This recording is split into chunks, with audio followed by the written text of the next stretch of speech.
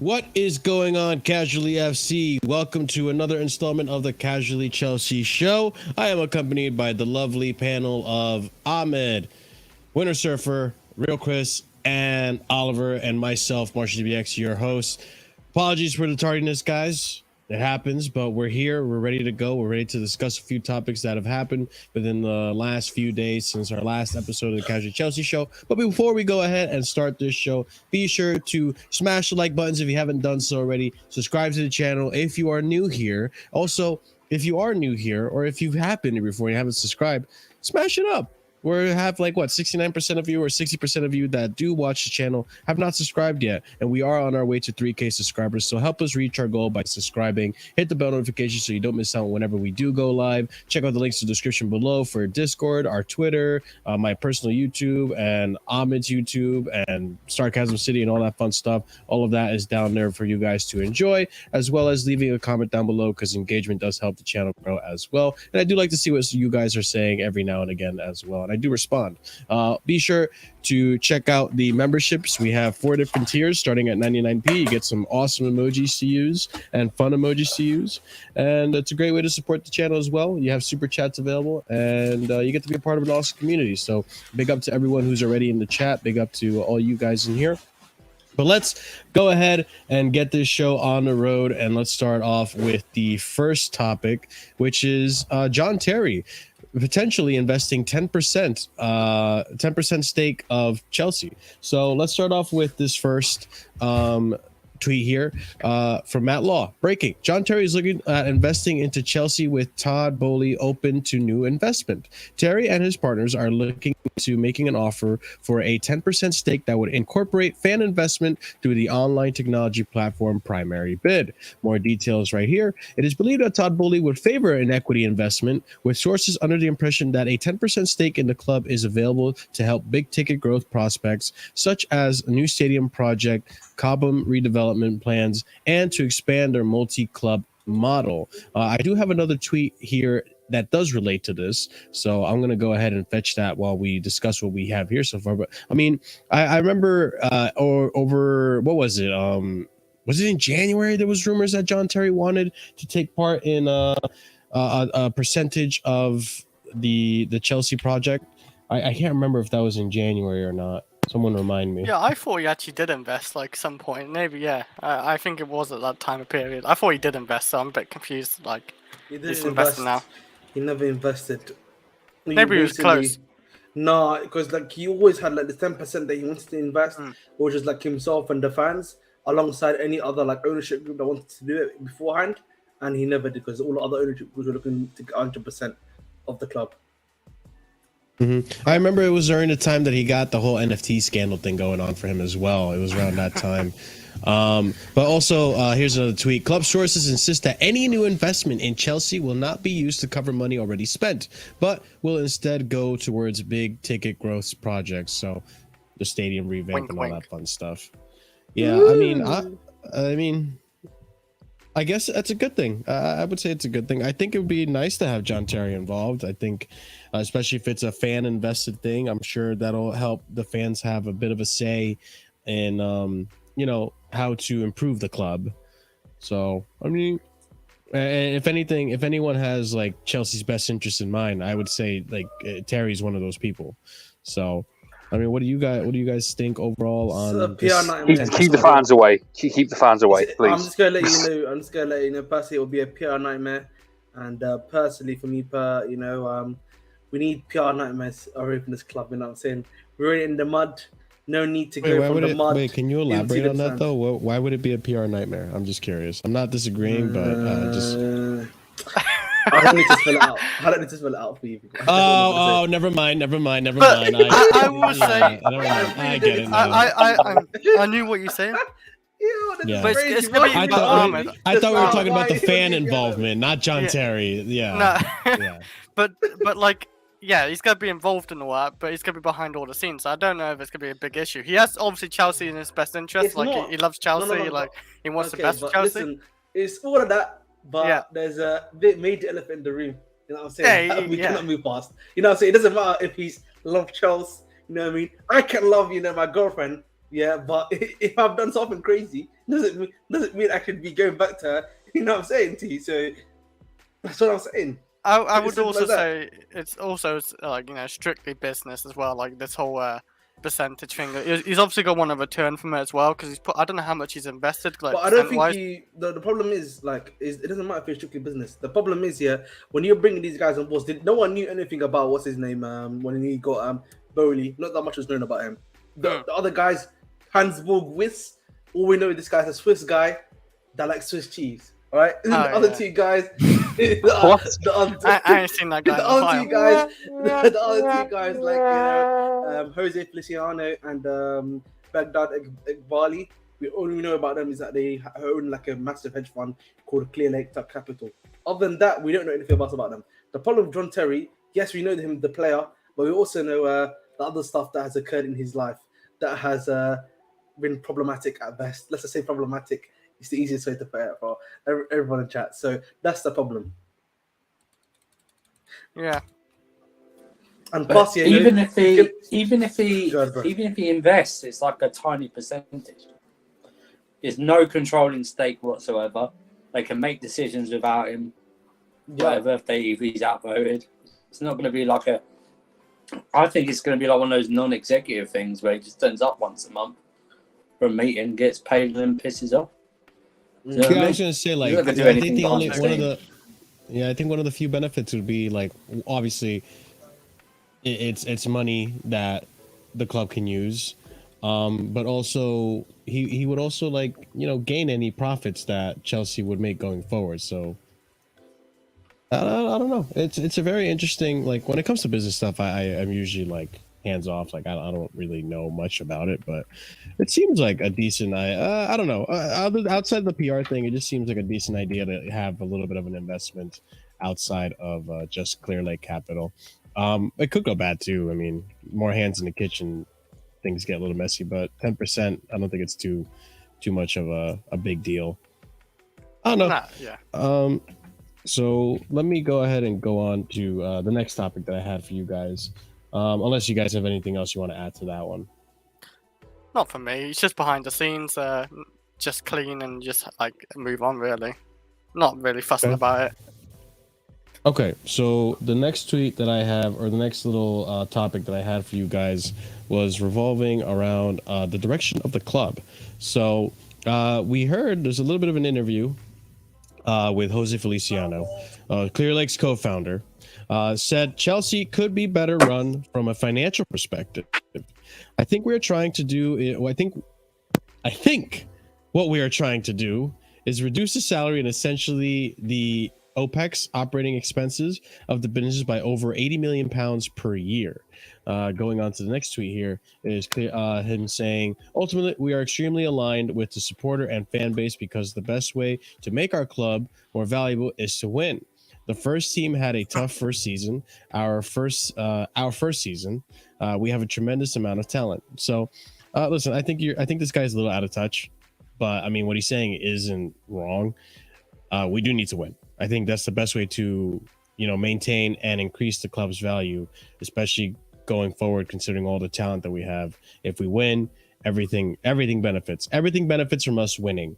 The clubs, the fans, the players, all that stuff. I just don't like the confidence. I think the best way to I think what we're trying to do is to lower the expenses, which, mind you, when it comes to the salaries, like I think we've done a fantastic job as a club to lower the salaries that we had. I think the salaries were a little ridiculous that a lot of the players that we had prior to Bowley taking over. We had who did we have? I can tell you, like, on 350K a week. I believe we had Bakayoko at a significant amount of money as well. We were able to cut a lot of salaries, get rid of a lot of deadwood players, at least as far as we're concerned now, and just not have people on outrageous contracts. Like, for the most part, I was gonna say, apparently our wage, like annually, like it is like 128 million, but we got a lot of players in, like. Average like player like per year as well is like 4 million as well, so that's not too bad. But like Sterling is our only real like high earner. Then Reece James like gets like 250, but Sterling's on 3 25k a week, and then you got Fofana's a waste of money. Right now, Fofana, like on 200k a week, who's barely playing, is a complete waste of money. But the rest from that, like, is really not too bad. Like, Nkuku's on like just under 200k a week. Like, Enzo's 180k a week. That's quite good for Enzo, really. Like, a lot of players like on not too bad of a wage. Malang Sarr's actually on a high wage, but we didn't pay for the guy, so I understand why he's like on 120. But yeah, like our wage isn't too bad. It's probably going to improve over the year still, because we're going to get rid of Lukaku and maybe a couple others on high wages who are just not useful, like as well, like Kepa. He's like on a lot of wages too normally, if he is here playing. But yeah, like our wage is actually just as good as Liverpool's almost, I think. If not, maybe actually better if we had actually less players in the squad. But yeah, it's not bad. And definitely, I was going to say, like, we're going to have a tough second season too. Like you said, tough first season, tough second season too as well. I do have another tweet here as well that I wanted to bring up, which is Todd Boehly is taking on the roles of a traditional chairman, stadium upgrades, building relationships across Europe, etc., while Begdad Iqbali / Clear Lake side are more involved in making the sporting decisions. Probably because Iqbali seems to be more of the negotiating type. But I mean, anyone that wants to like put the blame on Boehly and all this, like, listen, he hasn't been involved. You know, now we could say there have been some questionable decisions from the board side. I would like to view this from, you know, the bigger picture at the end of the season. But you know, I do have my reservations right now. But I know it's not on Boehly. A lot of these decisions are being made by Iqbali. A lot of these decisions are being made by Paul and Stanley and Lauren Stewart. You know, so yeah, this is again Todd Boehly. He's going to take the role of what Roman essentially did. Just take a seat back. You know, come to him with when you need money and stuff. And Marshall, I think he'd be more taking over the role of what Bruce Buck was doing. Wasn't Bruce Buck the chairman? Was he? Yeah, Bruce Buck was. Someone correct me if I'm wrong. I think Bruce Buck was the chairman before he left. Yeah, it was. Bruce Buck has not left the club, by the way. Bruce Buck has not left. He's literally. Well, no, he changed positions, didn't he? Something like that. Yeah. Wait, Bruce Buck is still in the club? Yeah, but he's not in like a major role anymore. Yeah. What does he do for the club right now? He's just a board member now. He's just a board member of the club, if that makes sense. That's what he's doing. Yeah. Well, he just sits there like with the seats and just like protects He the just comes to board meetings. Like, what does he do? He just comes to board meetings. He just comes to the board meetings. That's what he does. Like, what does he record the podcast or some shit? Like, No, he's just there, man. Well, he's just there, just hanging out. I'm just here to make the room look full. You know what I'm saying? He's probably there as like an adversarial thing, innit? Okay, I can see that. Because he's been demoted essentially. But yeah, he's like real Chris on this panel, right? But the thing is, he actually gives good advice. Real Chris here just likes the banter. You know what I'm saying? That's true. Okay, he's not wrong. I honestly, for me, you know, this is all lovely jubbly needs, but you know what I really care about, you know, is the meat and potatoes. You know what I'm saying? What does this, I just want to see action on the pitch. You know what I'm saying? That's all I care about. This stuff really is like secondary to me. It's great to know how the club works and everything, and it's interesting to have like a nice little read about who's in whose position. For me, at the end of the day, what matters to me is who are the sporting directors, who is the guy that's the money man. That's all I really care about. That's as simple as that. Right. Ahmed's right. Go ahead. Ahmed's right. Now it's not about all this off the field stuff. Now, like I say, it's now down to brass tacks. You know, who's the tough, who's the crazy brave. It's about on the pitch. And these guys, whatever you think about it, for better or for worse, they've done their job off the pitch. All right, in the summer, they've got players, whether you rate them or not. They've got players. Okay, they have a vision of what type of player they want, maybe age range, but I don't believe this under 25 crap. They've got the players that they wanted, and this of what they wanted to do. So now it's down to a manager. You know, you can say they set Poch up for failure. No, Poch is setting himself up for failure at this moment in time. Those decisions to pick players in wrong positions and then make excuses about it. So, but going back to this, I'm not bothered about this off the field stuff anymore of who's in charge of who's doing what. It makes no difference in time. So until their decisions now make a difference to what's going on in the field, then we can discuss about it. But now it's just down to even if going forward, now it's what's happened to this shirt sponsor? That's what I want to know. That's gone quiet. That's exactly. I was going to talk about that. Like this guy from Clear Lake talking with Chest, and we're 6 weeks in without a shirt sponsor, and we have no European revenue. Like, listen, I'm just saying, like these guys have come out with a lot of Chest, and we're going to come out with the best shirt sponsor ever, and we're 6 weeks in without us. I just keep my. If I were them, I'd just. Oliver, all of these guys come from, guys. These guys here are. But come from like the banker market, these hedge fund places where they need to build the hype, but they get the money from building up the hype, building up the brand, and that is what they've been doing. When they speak about true chats, when you go to see them at these business forums, when they see them about them like raising over £400 million in in money for like the stadium, etc., etc. They're there to build the hype, to sell the brand essentially. That's all they're here to do. So I mean, if they don't care about looking stupid, then all power to them. That's what I'm going to say.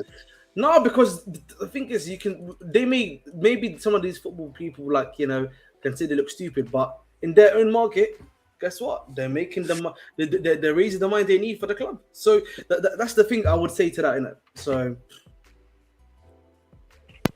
yeah, I mean, to a certain extent, though, I kind of have an interest in this because like this is just me giving another perspective on this. I feel like there's a lot of Chelsea fans that feel like they're in the dark about what's going on with the club and how it's being run. And as a result, you have a lot of voices out there spreading rumors about this and that, and they have a say in this, and Poch doesn't really get to say what here, and this is all Poch, and it's because the ownership wanted this and that, or putting fingers at certain people who aren't really anything to do with this. And I think having something like this kind of sheds light on what exactly is going on at Chelsea. And I would even argue till this day, like, we still don't know what's going on with Chelsea. Like, we have a bunch of rumors touting that oh, these are the players that Poch wanted. He wanted this youth project, and there's a reason he's blocking the Gallagher move. And then we have other rumors saying no, the club actually want to sell Gallagher. There's a lot of uncertainty in the club. Can I say something to that, Marshall? Talk to me. Wasn't that the same thing that was happening there under Roman as well? But sometimes, where you'd be hearing, Tuchel wants this player, and then Tuchel wants this. Tuchel decided to keep this player, and then you'd be like. Then you would hear stuff like Tuchel didn't want this player, or the club didn't want to keep this player, but Tuchel wanted to keep this player. Look at Lukaku, for example. Did Tuchel want Lukaku? No, he didn't want Lukaku, but the club wanted Lukaku, so they were able to get him Lukaku, right? So that's just an easy example.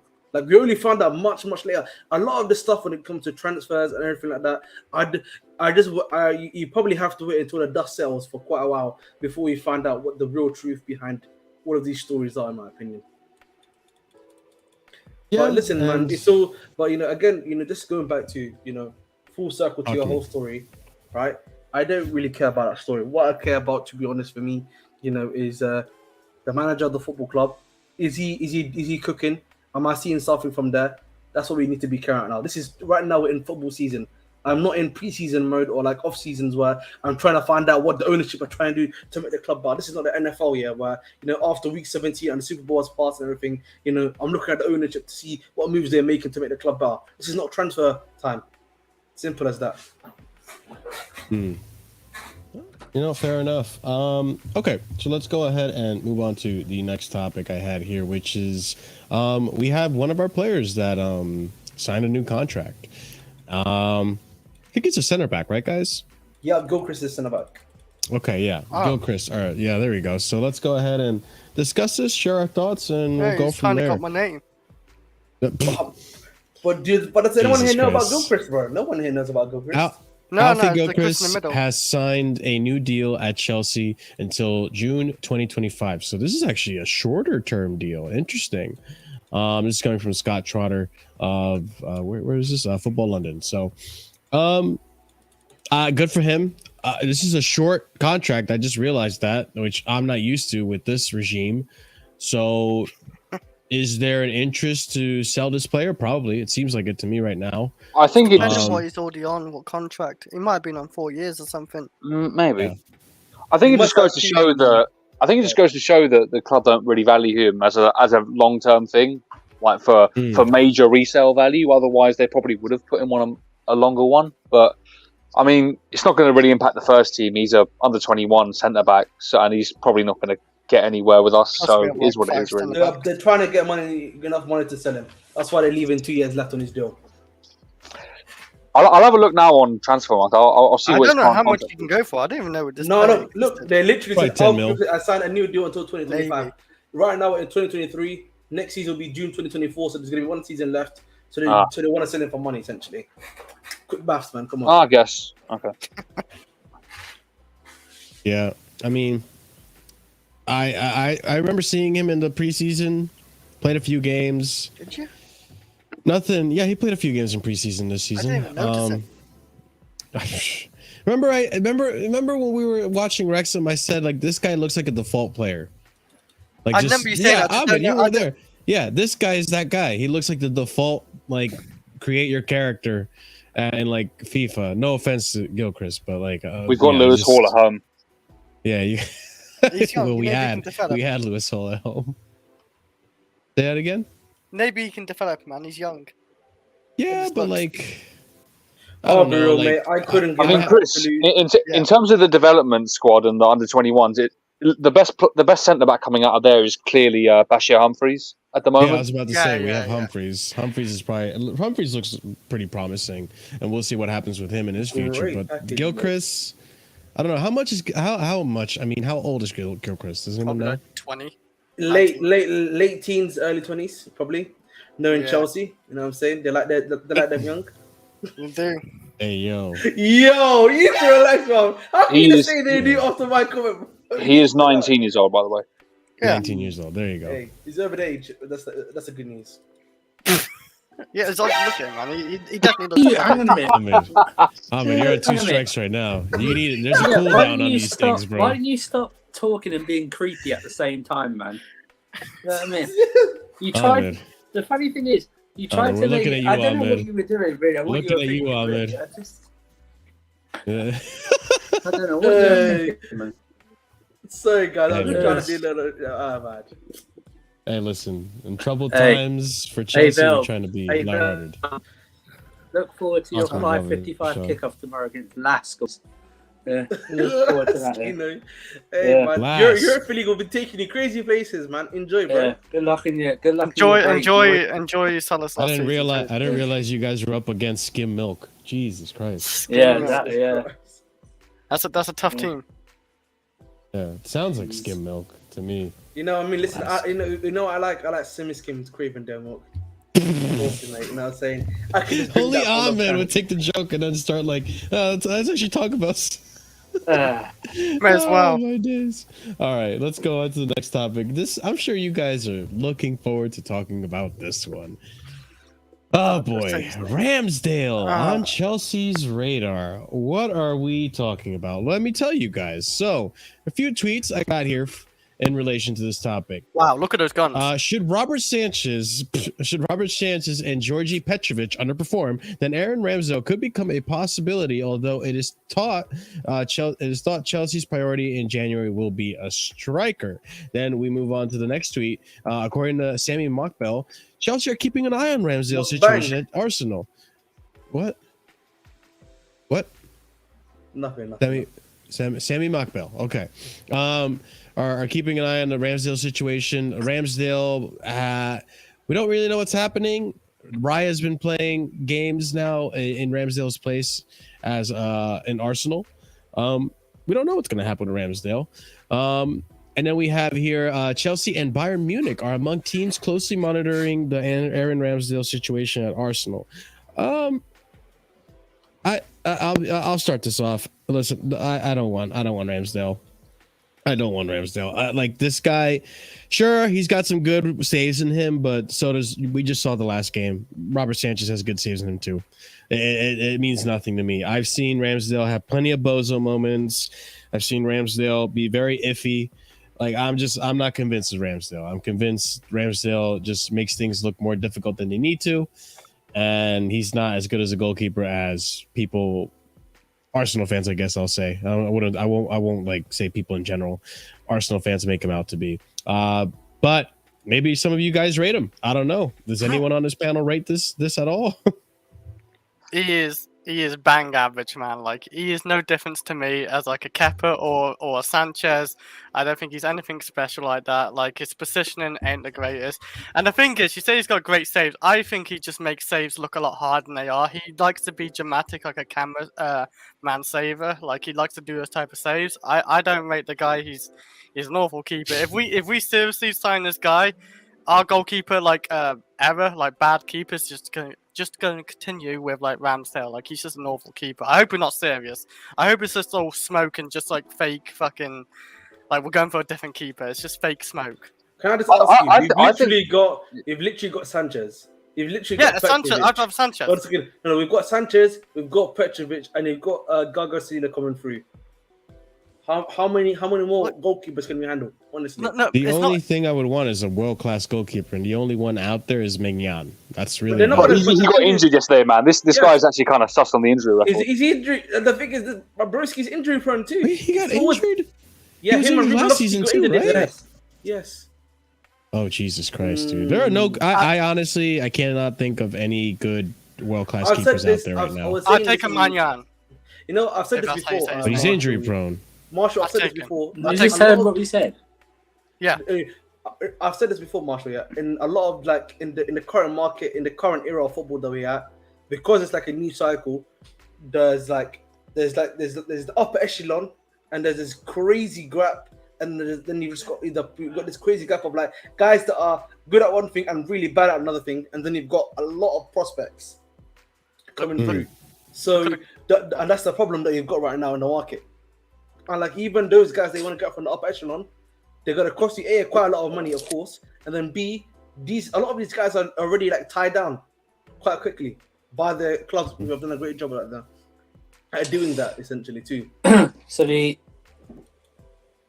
only world-class goalkeepers, and one you can have an argument about whether they are world-class. The only one that there is no argument that he's world-class is Alisson. Liverpool. True. There's no argument about that. I'll put Courtois in there as well. And also, I'll put Courtois. But Courtois, see, the thing about Courtois, you saw the effect an injury had on Neuer. I know he's older than Courtois, but I need to see what effect this has on Courtois going forward. Yeah, put an asterisk next to it then, fair enough. Yeah. Before the injury, he's world class though. The other one, Edison, there's a conversation about whether Edison is world class or not, but he's still a good goalkeeper. Yeah. This whole thing, apart, and then what? Even like going after someone like Diogo Costa, for me, he's still question mark on him because I wasn't impressed with him at the World Cup. I thought he got beat for that Morocco goal too easily, and I just don't know about him. The other words are, you're right. It's very strange because first of all we bought Slorina, who was supposed to be the best MLS goalkeeper. And then we got Petrovic, who's supposed to be the best MLS goalkeeper. So I'm a bit confused with who's the best MLS goalkeeper we bought. We just bought Sanchez, who's not made any mistakes. Only games that's led to a goal. In every way. And then we've got Bettinelli, right?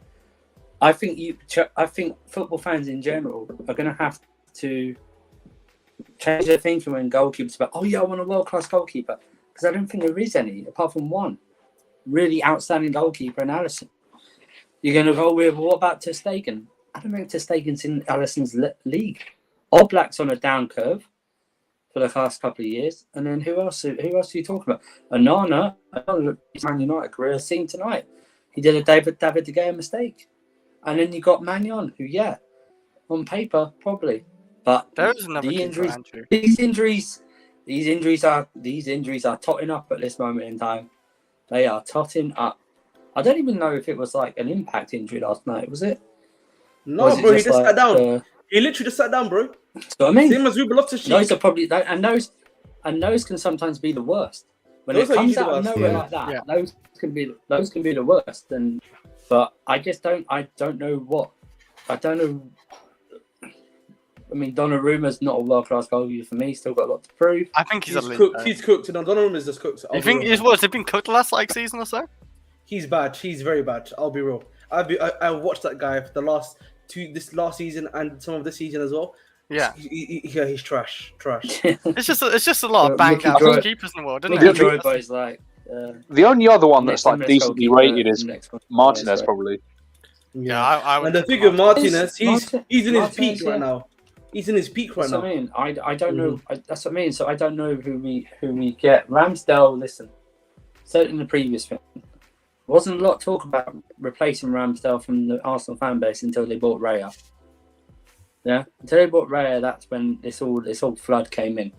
Is he a great goalkeeper? No. Will he get that? I don't know. Has he got mistakes in him? Yeah, but we can point out nearly every goalkeeper in the last 2 years has had multiple mistakes in their game. That's what I'm saying. No world-class goalkeeper apart from Alisson for me. There's just none. So we either have to find a gem and build them up, or we have to get a. We'd have to buy an Alisson. Edison for me, he doesn't move me. I'll be real. He's He's still got second very- best That's why I keeper in the said league. there's Yeah. a conversation No, I was about talking him. to you, But yeah. that's if someone says he's a world-class goalkeeper, there's more than a conversation about that. Absolutely, he's just playing in a world-class. That's the difference. Do you know what I mean? Where Alisson's also not really very playing good in a on world-class team.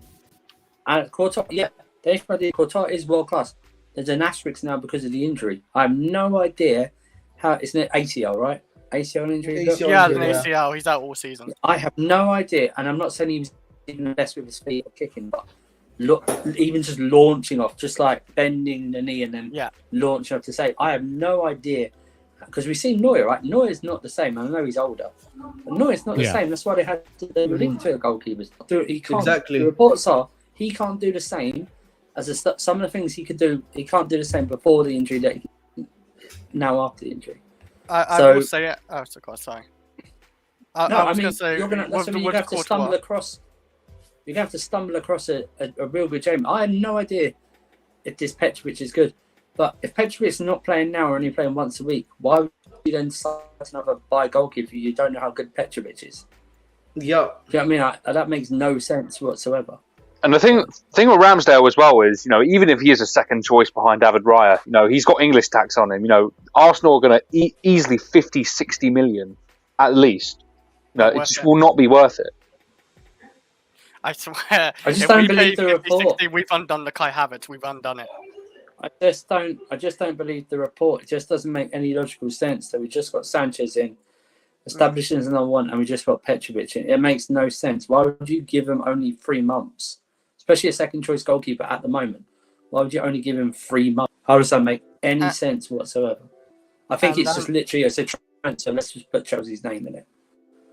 Do you know what I mean? Oh yeah, if Chelsea are interested, then others will be interested in it. Then we can build up, get a bidding war or something like that.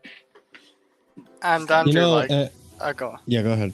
I was gonna say, and Andrew, literally Ramsdale's not an improvement on Sanchez. Not really, not for 50, 60 million. No way he's an improvement from Sanchez. At least I know Sanchez as well. He does something really good. Is actually coming and claiming for crosses and corners. He does that very well. As long as he gets his feet sorted out a bit better and is saving a few more saves, better for the post or whatever. Ramsdale's feet are Sanchez's feet are pretty good. You saw him against Bournemouth. Bournemouth. That's why I said he needs to start because I thought the first few games he was a bit shaky, but last game he was actually really good on the feet. So it might just be him acclimatizing. I mean, he looked really comfortable in that game. So hopefully it continues. I guess. Yeah, I agree. The word is hopefully. You know what I'm saying? Yeah, You should be quiet for 5 minutes after all you said. No, I actually said the word hopefully should. I think you should be in a timeout or something. But I think we all say no to Sanchez because it's just not worth it. I'd rather just try find another gem of anything. You mean Ramsdale? Ramsdale? What'd I say? You said Sanchez. It's Sanchez. I'm losing my mind. I think. No, Ramsdale, yeah, just no to Ramsdale. I don't want that guy. He's not a good keeper. He's just not. I don't rate him. I think he's getting replaced by David Raya for a reason probably as well. David Raya's keeping clean sheets and Ramsdale doesn't. I think there's a reason behind that, Navy. Terrible keeper. I think Ramsdale is. We just discussed the keeper market and all that, and this is why we here just painted a picture of the current market with goalkeepers in the scenario, and that's why, like, and I'm talking to chat and I'm talking to just people out there in general, because I think all of us understand and we don't put this onus on the board. But that's why, like, when I see and I hear comments about how, oh, this board is terrible, and this is a comment that we had just recently, that they didn't invest anything on positions that we needed, like the striker position and goalkeeper, and we just painted you a picture of what the environment looks like, and it honestly, like, rattles me whenever I hear those criticisms, because it's not fair. It's not a fair criticism. It's missing so much of that context, and we see here the context now. You look at right now, Onana not looking like it was a very good investment for Man United. We look at Maignan. Now we have to question if this guy is worth the money because he's injury prone. He had an injury last season. Now he's back on another injury, you know? And then outside of that, we're struggling to name world-class keepers. We just went through like almost 10 teams and we can't name a world-class keeper. Some of them have gone down in game, and some of them just, you know, they're just not, they're getting up there in age. So when I hear people come out and want to put like a bunch of pressure on the board to, hey, they haven't done their job in getting us a world-class keeper and stuff, like, how do you want them to? Do you want them to just make a player? Yeah, here's 90 points, here's 120 points, create your own goalkeeper, and then just like, all right, we'll sign him to Chelsea? That's not how it works.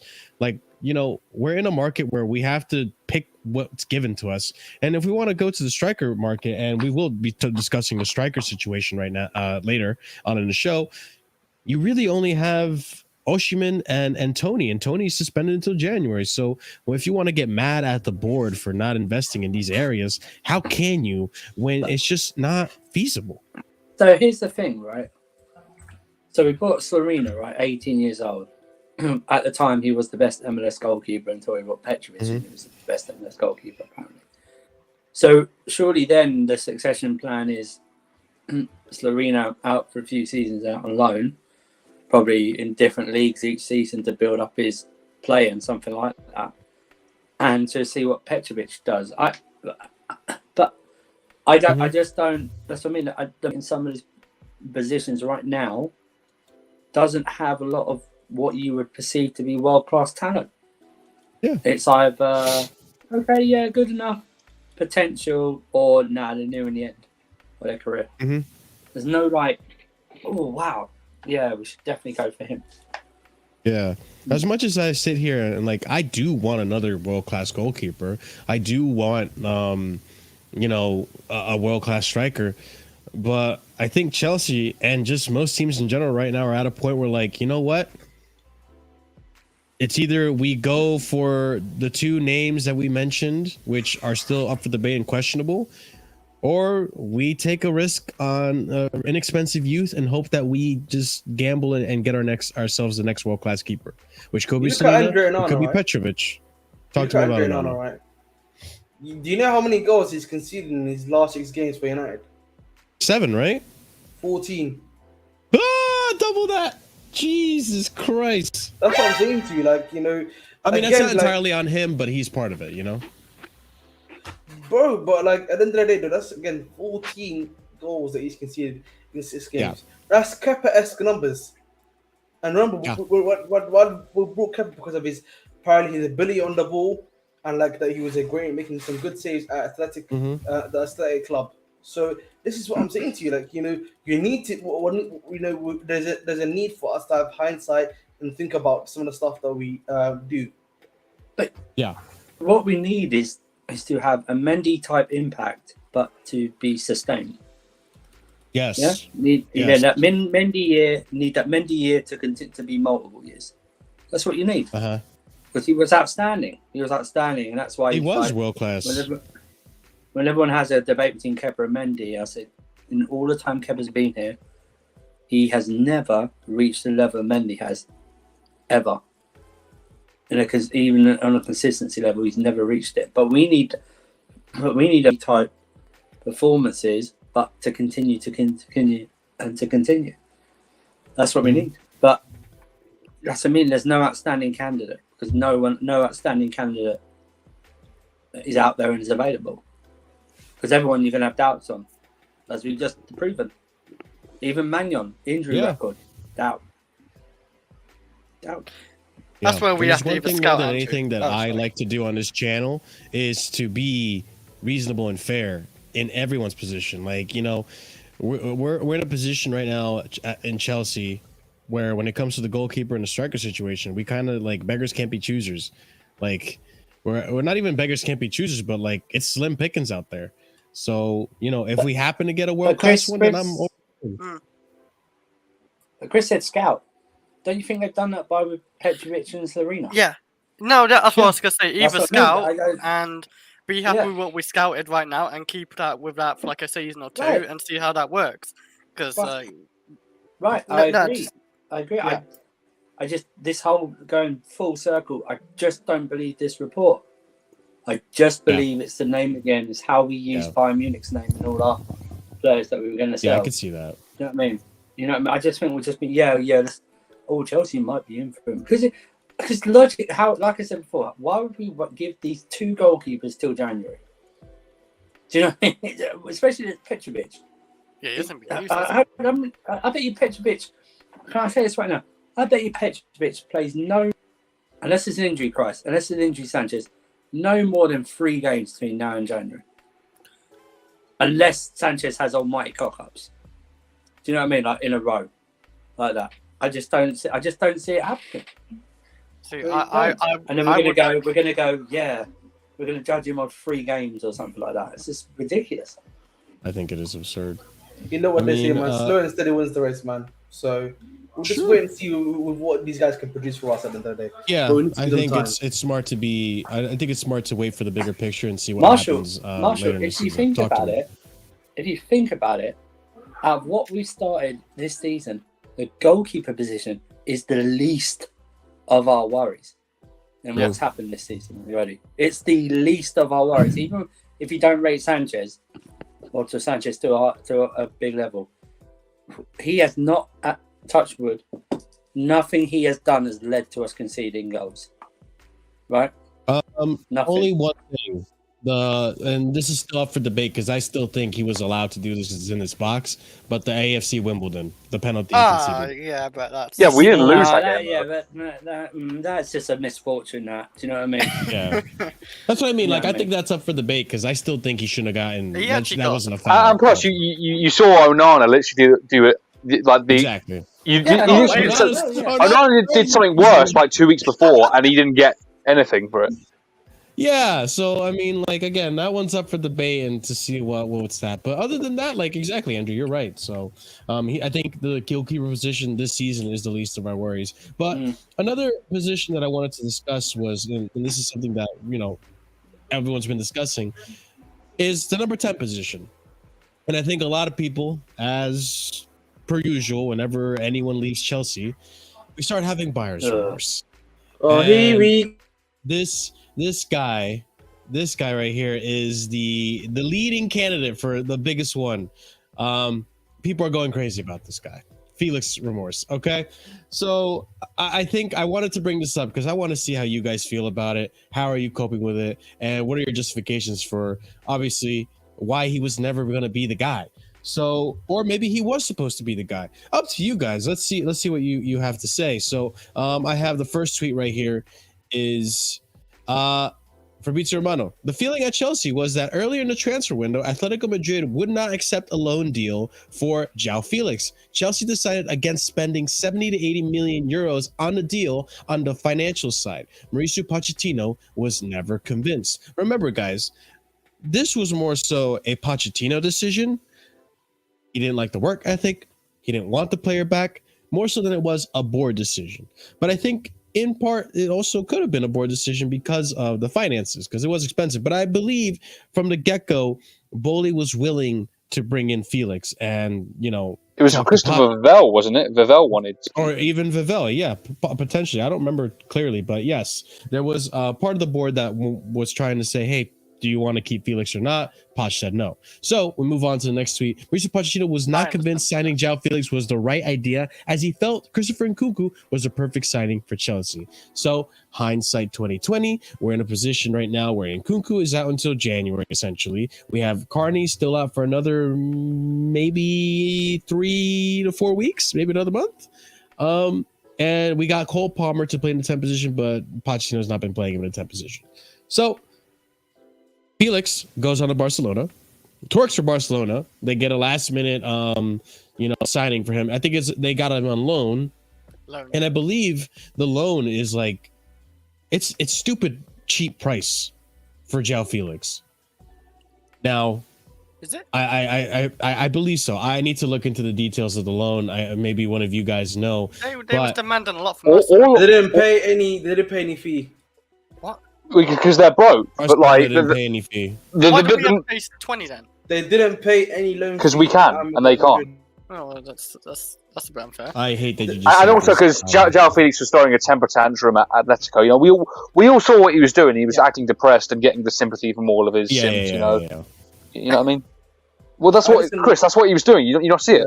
Yeah, but why did this? There's a reason why we didn't actually go for João Felix. It's not worth it since we did have Nkunku, who was fit, and they wanted near 20 million loan. But it's not worth it. We'd have paid nearly 40 million for a season and a half. But like the previous tweet said, we didn't think they'd be open to a loan. I thought what it is, man. Can I just be honest? Yeah, listen. Let's cut the crap. Let's cut the bullshit. Yeah, the reason this number 10 stuff. Yeah, for me, it's kind of like similar to some of the stuff that we were seeing with AC Milan with some of their players, right? You look at, for me, you look at Pulisic and you look at Vlahovic, for example. Easy examples. A few weeks ago, Pulisic scored a really good goal against Bologna, and people were saying, he couldn't do that at Chelsea. Look at this. Oh, look at this. He's got more goals than this guy's got more goals than this guy. Yada, yada, yada. And then you were seeing, look at Vlahovic. Look what he's doing. He's cooking. Look, even AC Milan players are telling him to not come off and everything. And then what happens? They come back 5-1 smashing against, Inter Milan. They don't play well. And then you have the next game against Newcastle. People call out Vlahovic for not making what he wasn't doing at Chelsea, making those final balls at the right time or making that final shot at the right time. And then, just like at Chelsea, gets injured and is unable to play further. And the same with Pulisic, right? Pulisic said he got injured, but he got hooked off and then he got replaced by Chukwueze, another guy for his place. And then you look at this week, obviously Cho, a guy that didn't score. God! Then you look at a guy that scored only 4 goals in 4 years for Chelsea. Yeah, was barely able to score a goal by Leverkusen. You know what I'm saying to you? This is something that a lot of people don't want to. It's easy to talk about, but then he scores a nice little cut in and shoot wonder goal against Burnley. And now we're saying, look at that. He's back. He's this and that. Look, Chelsea was holding him back. Right? Same thing with Felix. Felix against Real Betis, a team that's been lost their number 1 guy, Joaquin, because he retired. The other guys they've got have all left the club, have been sold. Right? He scores a goal there. Apparently, against scoring goals at Antwerp means that you're back too. So this is what I'm saying to you. This is the same Chelsea cycle. We'll say all these guys are back, and then 2 to 3 weeks later, they'll either get cooked or something else will happen, and then the story will be moved on. That's what it is, bro. Here's the thing, and Ahmed, you touched on a lot of good points that I want to touch on as well. So to start off, what you were saying about Ruben Loftus-Cheek and Pulisic. Listen, you guys know me. I never had an issue with Ruben Loftus-Cheek staying at the club. Pulisic, I think, was a victim of his own injuries, and we'll see what happens with him in Italy as well, if that's going to come back to bite him in the ass.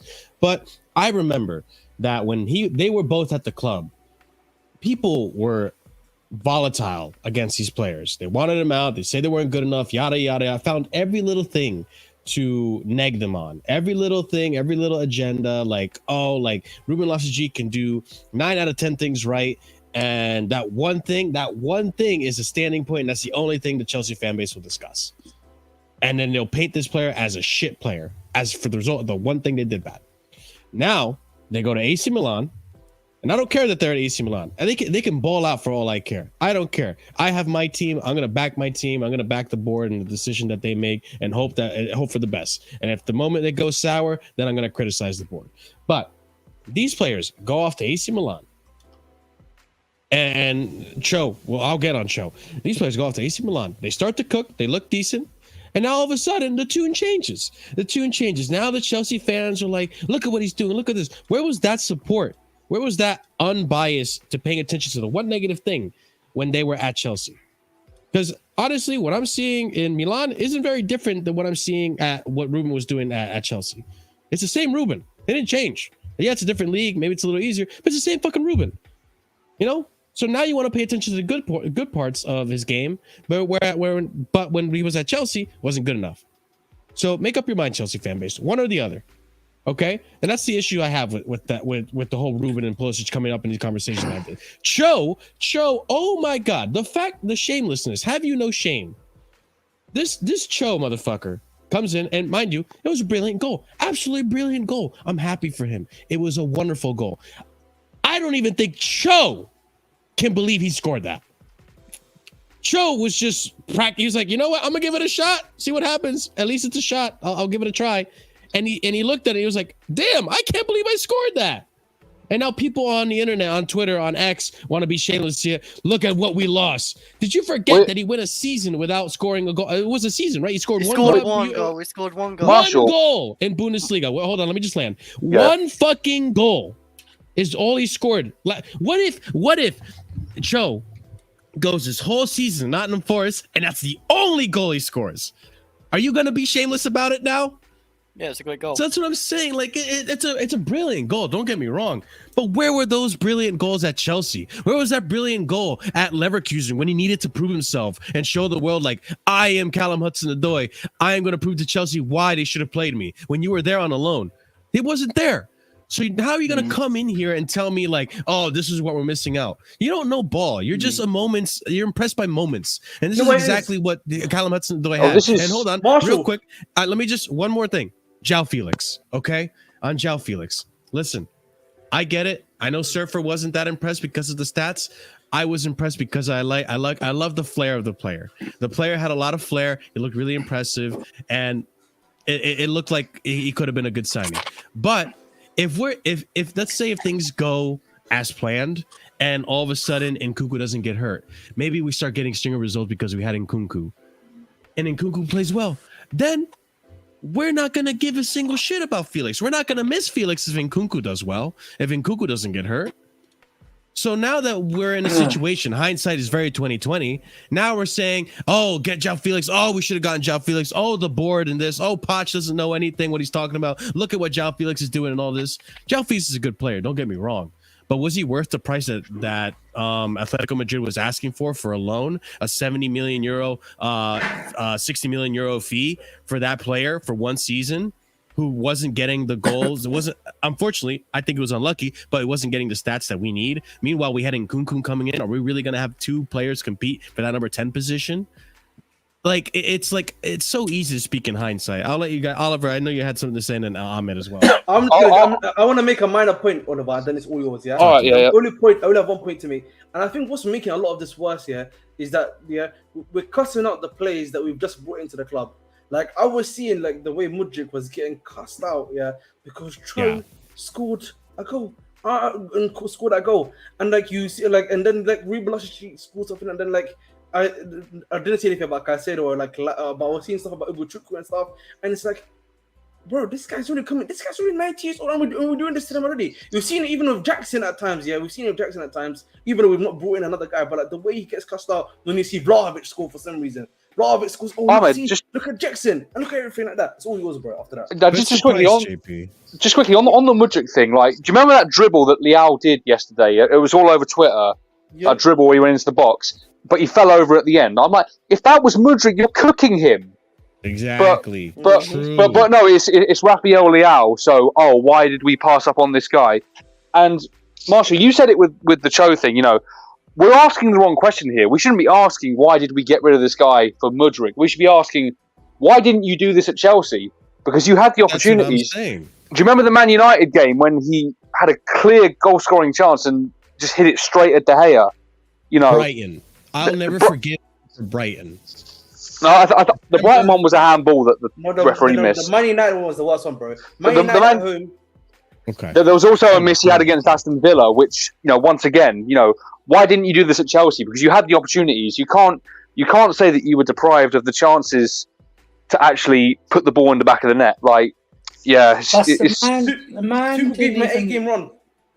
the man didn't even cook in Bundesliga, bro. You know what I mean? Thank He didn't even cook in Bundesliga. Do you know what I mean? You know All you can the say mad about thing is, Bundesliga- I'm even seeing people saying, "Oh, why did we get rid of Ola Aina?" Ola Aina! I mean, I saw that. They're like, "Why did we get rid of these two guys?" I'm like, "Oh my god, this fan base is funny." They Listen. Oh, Jesus Christ. My critique of João Felix. I think he's a good player. I just don't think he's what I other people big him up to be. Do you know what I mean? When I see like to me, he's a failed wonder kid. He's a failed wonder kid. Of course, he's not 24, isn't he now? Yeah. Yeah, and He's not also a kid it's like, anymore. oh, yeah, but you see him the last two games and Real Betis. If you guys like the ones who back him say what he is, then you should expect those type of performances, right? You should expect him to score 3 goals in 2 games against those types. And it's like, oh yeah, well, you know, he didn't have a lot of. He was in this bad team. I see, that's fine, but he had loads of chances as well. He should have got more than 4 goals. Remember, no assists as well. But he should have got more. His shot power is appalling. Right in front, it's like a pass back. And I'm just thinking, oh, why didn't we get him on loan? Because we would have had to pay a loan fee and all his wages. Barcelona didn't even pay any loan fee. How is that? How has that happened? I have no idea. You know what I mean? Well, like I said, it's because he had a temper tantrum and threw himself at that club. You know, it was him being an immature. You know, for what he should be a professional, he was being hella immature at that club, and he was It was posting also a pictures of him deadline being day depressed. signing. JP, If you guys remember, it was a deadline day signing. JP, listen to what I said. I said failed wonder kid, not failed career, failed wonder kid. Okay, that's the difference. He could go on and have a good career, maybe, but I just think he is so. Yeah, but the thing is this, right? The thing is this: when someone deems a player a baller, right, a good player, I expect them to stand out even with the manager, right? Even with the managers that they have, I expect them to stand out in the right way. You can go on all you want about, you know, having bad managers, and they were bad managers, but they still played João Felix in the position he wanted to play in, right? They didn't stick him at right wing back or left wing back, right? Yeah, he was a 10 They played him in the middle. We were playing Mason Mount, guys. Potter was playing a 4-3-3 before Felix got there, and he switched to a 4-2-3-1 to make the 10 position available. Yeah. So João Felix is a good player, yes, but to me, him and Dembele are this generation's ultimate compilation players. The ultimate compilation players. They're the players that when they do a dribble and nothing happens, everyone's still talking about that dribble, even if their team loses. That'll be did you see that dribble? Or did you see that nutmeg that he did? Yeah, what happened after the nutmeg? Oh, well, the defender cleared it. Well, then, all that season, one of the biggest cheers ever on the Chelsea fan base was when João Felix did a nice slide part of whatever movement and played in. It was the Fulham game, wasn't it? On his debut, one of the biggest things, because we're starving for it, bro. You know what? Do me a favour. You want to see a dribble that works? Eden Hazard against Arsenal in 2017 when he scored a goal. Or his dribble against West Ham in his last home game in 2019. Do that. Start doing that. Start dribbles and your fancy flicks and your tricks. Don't mean much to me whatsoever. But Danish. The problem is, listen, people know me. I'm a big Felix fan. No, The problem Danish is Big Danish. up Danish. No, but I think because I saw someone also. I think it was someone that said that He's a good people player, stuff about bro. GNA, right? Oh yeah, Santiago. Back to Santiago. Yeah. The problem is, yeah, with a guy like Felix, you have to create a whole squad around him in order for him to work. And the problem at Chelsea was, I don't think they want. I don't think at the club they wanted to create a system where it was just around Felix. They wanted to have a team that was malleable enough where they could play different systems and to have different players. That's all it came down to for me, and I understood that. But one thing here that I won't accept, and I've always said this here, I can be happy for Ruben Loftus-Cheek. I'm happy that Cho was able to score that goal. But one thing I will always say here is that what I will not accept here is then we're going to use that to start slandering, the players that are at the club. Yeah, or what was it called to say, Chelsea failed him or something like that. When we all know what the truth of the matter of the situation was. That's what it comes down to for a lot of these players. Ruben Loftus-Cheek, we know the story behind Ruben Loftus-Cheek. We know the story behind Pulisic. We know the story behind Cho. And with Felix, we know the story behind him to an extent and the reasons as to why that did not happen. And that is all it comes down to for me. Like I just hate it, where people in the moment will just come in and they'll be like, oh my God, he scored. Look at this. Why didn't he do the Chelsea? He failed us. When we all know, when we've been watching the game, why was it not occurring? That's all it is for me. Let's you know what? Let's see what João Felix does this season at Barcelona. Because if he does what he's done at all previous clubs, which is a pattern, by the way, and not played well and hardly put any numbers, then what's the excuse going to be then? I want to know what's the excuse. If he does well, I'll applaud him. If it turns out that he gets into the silverware, the league, whatever, does well in Europe, something like that, and he goals and assists, then no problem. But if he doesn't, which is he's done for country and club throughout his entire career, then what's the excuse going to be then? Oh no, wait, it was Xavi. No, wait, it was he was playing with Rafinha. Oh wait, no. Gavi didn't give him the ball enough. Oh no, wait, Lewandowski didn't pass him. It'll be something like that. That puts up. The thing is, though, for me, is that like, I mean, you guys have a different opinion on this. I have my own. I think Felix is a good player. I think he will succeed at Barcelona. Well, he is a good player. No one disagrees. Hold on. Let me just. Okay, you're fine. I think he will succeed at Barcelona, and I think if we had kept him, assuming we didn't have Nkunku, right? I think he would have also succeeded at Chelsea. I think he would have been a standout player. But my point is that if let's go back in time, we don't play that one play that Nkunku got hurt on doesn't happen. We have Nkunku, and he has a great season with us, and we're doing well. And we're not talking about Felix, then, are we? We're not talking about, why didn't we spend 60, 70 million loan fee for Felix? Well, because we have Nkunku, and Nkunku's doing just as much. Thing is, Marshall, you can't even say like, if we didn't have Nkunku, because the Nkunku deal was sealed before Felix on loan was even an option for Chelsea. You remember the Nkunku deal was sealed in December. I think that the Here We Go came in December.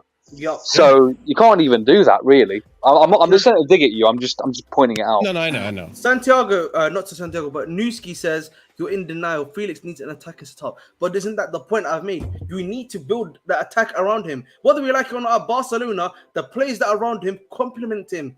Chelsea are not bringing players that are going to complement him. Modric does not complement someone like a thingy. I agree with when he was at Atletico Madrid, the way the team played does not suit him at all. But at Barcelona, the way they play, the vertical tiki-taka, all of that stuff, it suits him. But at Chelsea, we do not play that. Why are people not accepting? That's all it is for me. The thing is this. I'm not even saying that he's a bad player. I'm just saying that the system that we play at Chelsea does not suit him. The thing is this. JP has said the truest statement. The last one he put.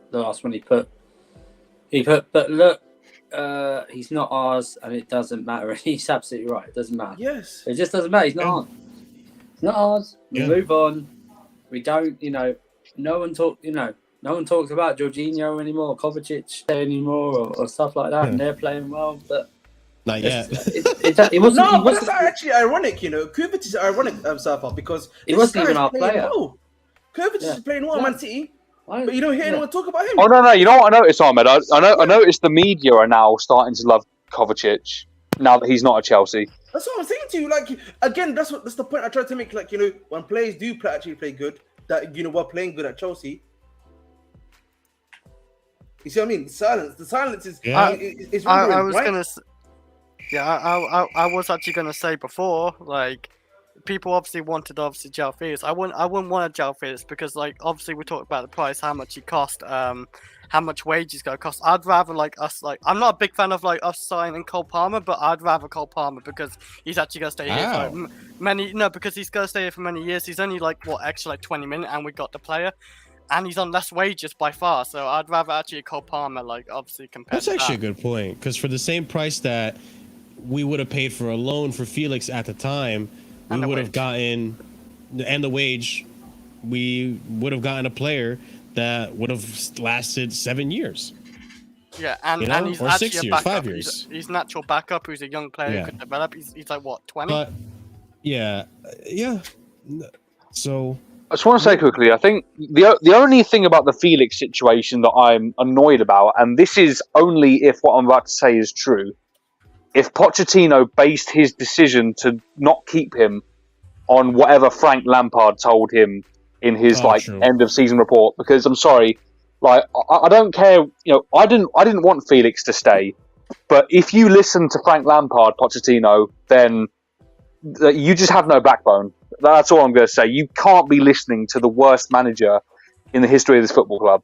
It just, it's not going to get you anywhere. So, another player that there's been a little bit of remorse about. Hang on, can I just say? Go for it. Someone just putting, he's on loan at Barcelona, maybe we can get him next year. But there was strong hints, and I don't know how true it is or something like that they were very interested in bringing Musiala back. And Musiala was open to possibly coming back as well. So if the opportunity to get Musiala or Felix in, I'm getting Musiala all day long for what I've seen of Musiala. So, and also Nkunku coming back. So why, there's no place for João. There's just simply no place for him. Yeah. And just quickly to Newski, Lampard literally reported to Pochettino apparently. This is from a big report. What's it called? That because he apparently did extensive stuff on every single player. He gave it to Pochettino. And in that report, apparently he said that he should not bring Felix to the football club. So that is why Felix, one of the main reasons as to why Felix didn't come at the football club. I mean, we saw that Lampard didn't like him. I mean, look at how regular he played under Lampard. It was barely anything. Mm-hmm. He mostly came off the bench.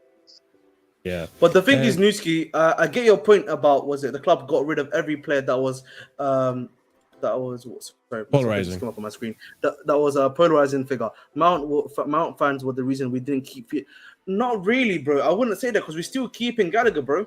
And to be honest, Gallagher is a polarizing thing, I would say. So, I think for me, when it comes down to at the end of the day, Newski, I agree with you. Would I have liked Felix to stay? Yes, but we'll see what happens at the end of the day. If Nkunku gets injured again, and if Carney doesn't work out, you can always bring him back. He's still got another 6 years left, and the club would probably spend their money on him anyway. You talk about polarizing figures as well. We kept Sterling as well. You remember how polarizing he was at the end of last season? Yeah. True. It was never a thought in our mind to sell him. Yeah. Yeah. Moving on to the next topic, which is another. Moving on to the next topic, which is another player that we seem to have remorse about getting rid of, although it was his choice and it was the manager at the time's choice. You guys know who I'm talking about. Let's go and discuss Billy Gilmour, who came out today or yesterday with some comments about why he decided to move away from Chelsea. So let's have a little bit of a discussion about why this happened. Billy Gilmour on Talk Sport. When I came back from my loan from Norwich, I came back and had preseason and just wasn't in the plans. Next tweet. Billy Gilmour. For me, it was the right time to leave Chelsea. I spoke with the manager at the time, Thomas Tuchel, and he thought the same.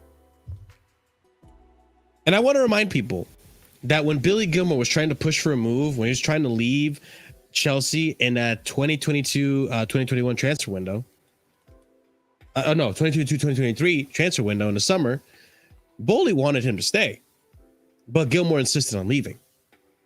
Bowley wanted him to go on another loan. And listen, I'm not rating Bowley's talent, but people that want to Bowley for getting rid of all our Carbon boys and all this and that.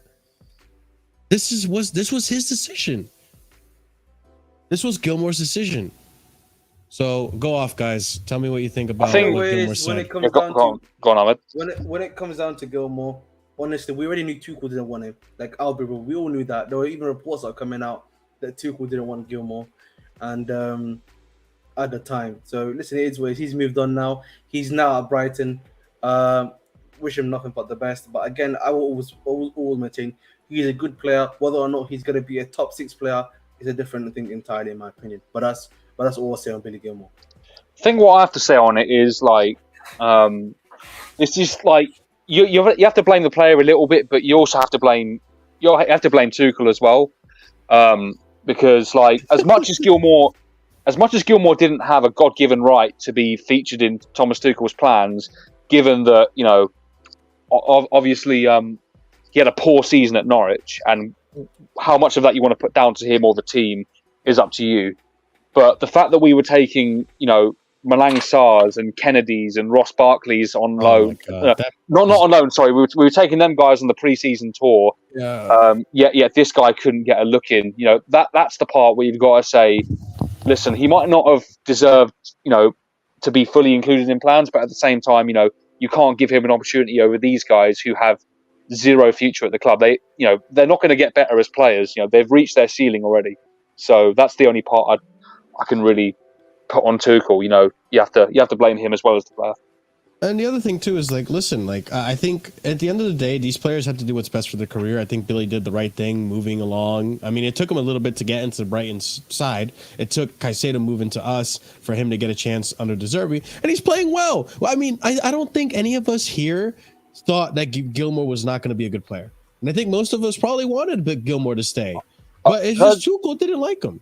I'll just say as well, we can't have it both ways, because there are a lot of people that run this "we should have kept Billy Gilmour" thing. The same people that also love Enzo Fernandez. They cannot coexist as starters in the same team. They're the same. They're not the same. They're similar profile. They're both more like box to box number 8s kind of thing. They can't just play together unless you radically change the formation or whatever. So can't have it both ways. I'm confused. I thought at the time I was told that the board didn't really listen to Tuchel and stuff. And why get rid of Billy Gilmour then? They weren't, because he pushed for it. The player pushed for it. Yeah, but also Tuchel didn't want him. That's the thing. Tuchel didn't want him, but I was always convinced. Some people are always convinced that the board just did what they want and didn't listen to the manager at all. You know what I mean? That's why we moved late in the window for a midfielder, right? Because they weren't listening to Tuchel. You know what I mean? So it's just one of those things. Listen, it happens. People get beat. We've had loads of players that have left that a manager didn't want. It's the thing that happens.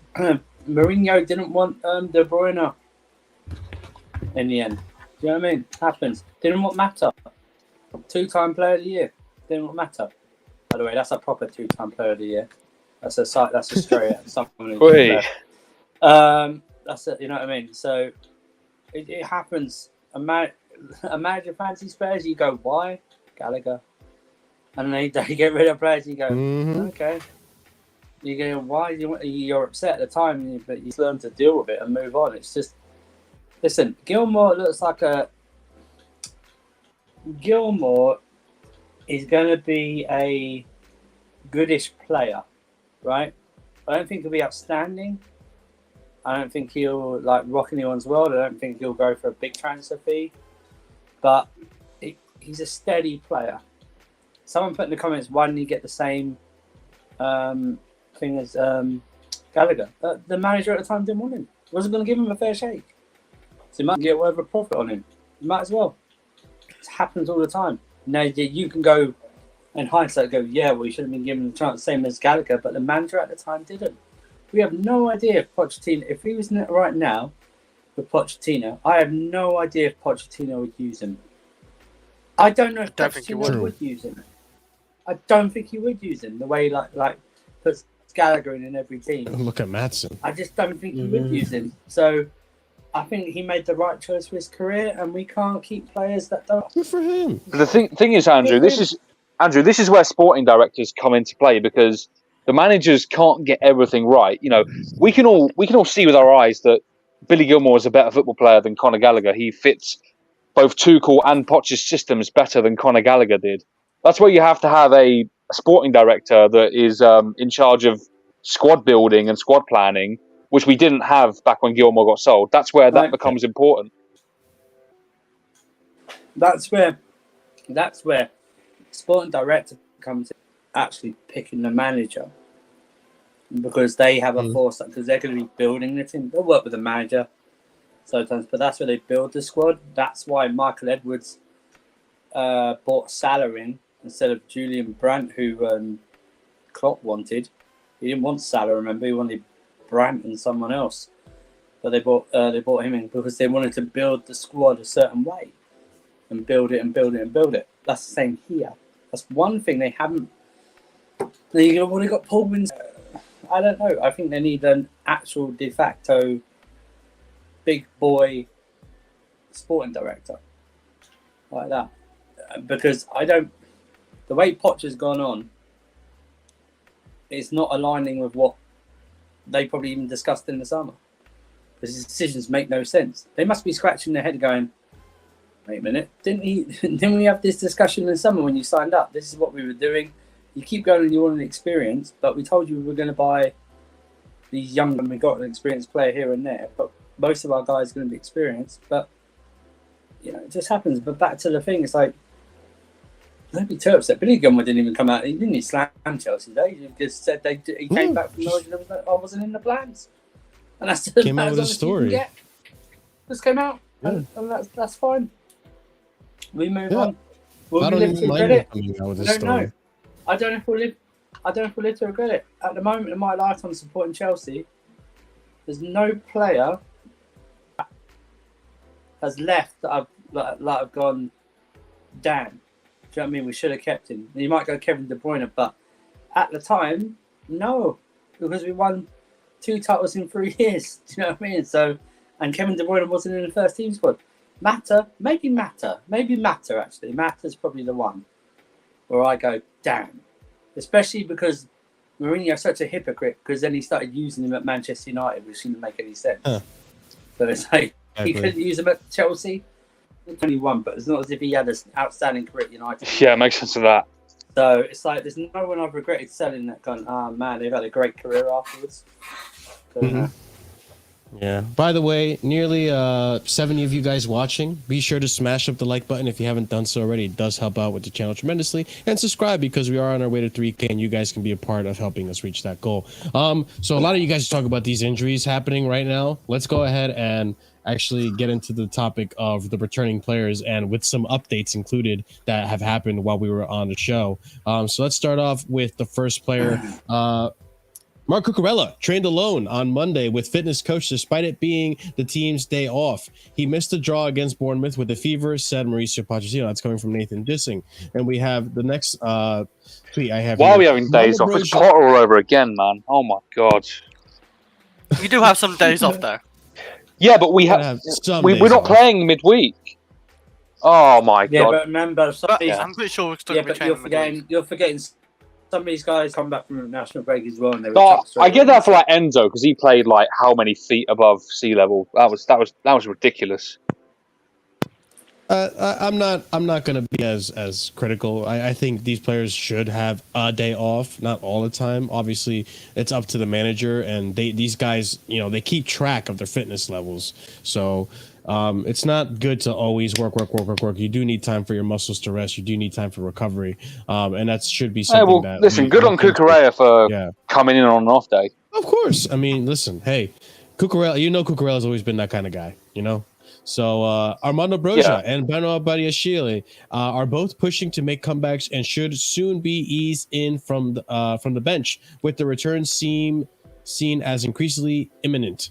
That was earlier this week. Reece James and Cardi Chukwuemeka are both doing solo training sessions with ball work. They will slowly be reintroduced into Mauricio Pochettino's training sessions and are hopeful of a return in the coming weeks. Then we have Chelsea hope to have Moises Caicedo, Nani Madueke back to face Aston Villa on Sunday, and see Armando Broja take a big step towards full fitness by playing for their under-21s in the next week. Then, update. Chelsea defender Benoit Badiashile has sustained a minor setback in his recovery from a hamstring injury at the end of last week. He has now returned back to individual training, but is hoping to resume team training next week. Then, Moises Caicedo did not train with Chelsea today. Okay, Benoit Badiashile, I'm not that upset about. It is what it is. Okay, 1 week. 1 week's not going to kill us. But now Moises, is this knock actually a knock, or is it a more serious knee injury? He did not train. Why didn't he train? I thought we were going to have him ready for this game. It just seems something is going on with the medical team at Chelsea. I don't know what it is. It baffles me. It baffles me, guys. I would say maybe Chelsea don't want to risk it as well, like not put him in training too quickly, because if you can make it obviously a lot worse if it's not like 100%. So maybe they don't want to take that risk, because I think we've took risks over the year, like forcing players to play, not forcing, but playing players when they're injured still. So maybe we don't go for that same mistake. I'm not too bothered with it though, because we have got like backup for him, and who's done all right, that Leslie guy, Leslie Ukachuka, you say his name. He did well.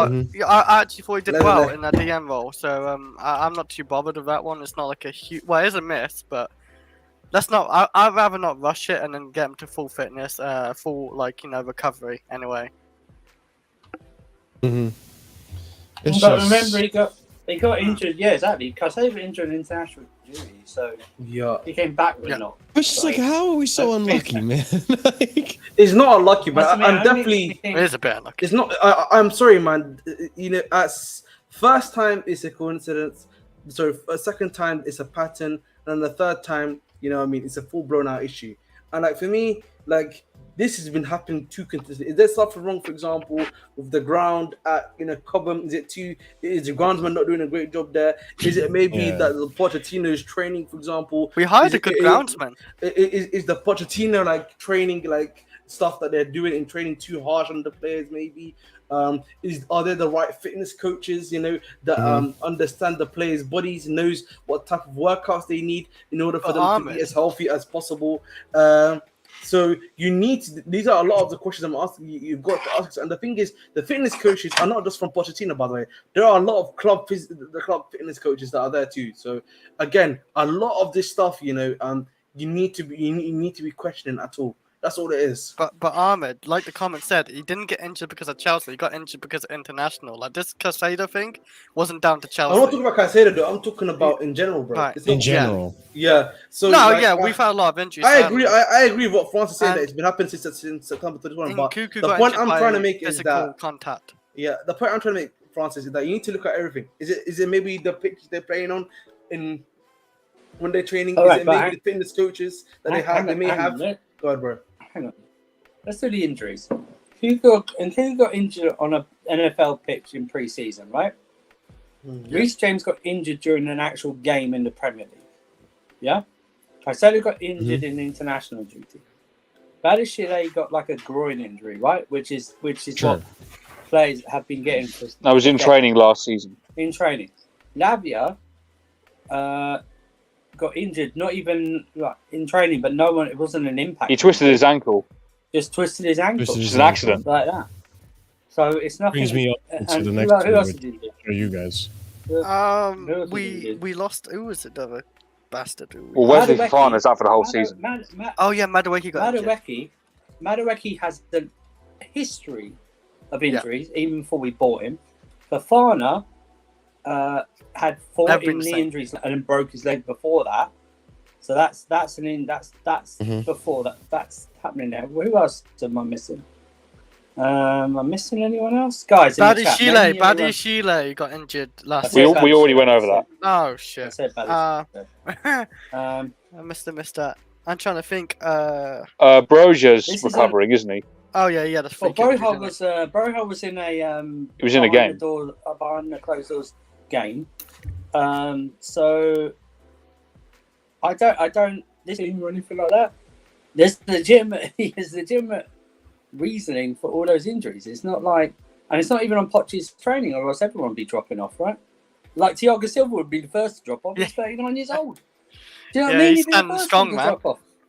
Yeah, exactly. So it's just. I think we are unlucky though, Andrew. Like with a few freakish injuries. It's definitely unlucky. I will say that because there's the injuries happen at all different every weekend at something at Cobham. It's what you need to focus on is, okay, what's the full story on this Balotelli setback? Is it that he's overdone it himself? Because remember, some players will want to get back as quickly as possible, and he might have overdone it, like he might have overstretched or done things one too many times. You know what I mean? So it's not like we definitely need to look at the medical team and stuff like that, because it's just one of those things. Remember when Nkunku got injured? Oh yeah, there was a video of him walking, just limping a little bit, right? Or just walking. So I pictured everyone. Oh yeah, it was maybe a week or so, and then it turned into 4 months after like a 48-hour scan. Yeah. That's what I mean. So I have no idea what this guy's. They probably thought when Caicedo got back, yes, and not. And maybe he tried to do something in training or recovery, and then he realised he couldn't do it. It's a bit more. He's hurting a bit more than what they realised at the time. Does this happen 10 years ago?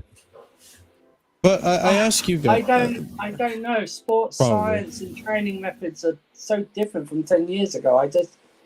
I honestly can't give you that. I can't give you an answer. The players also play more games nowadays as well.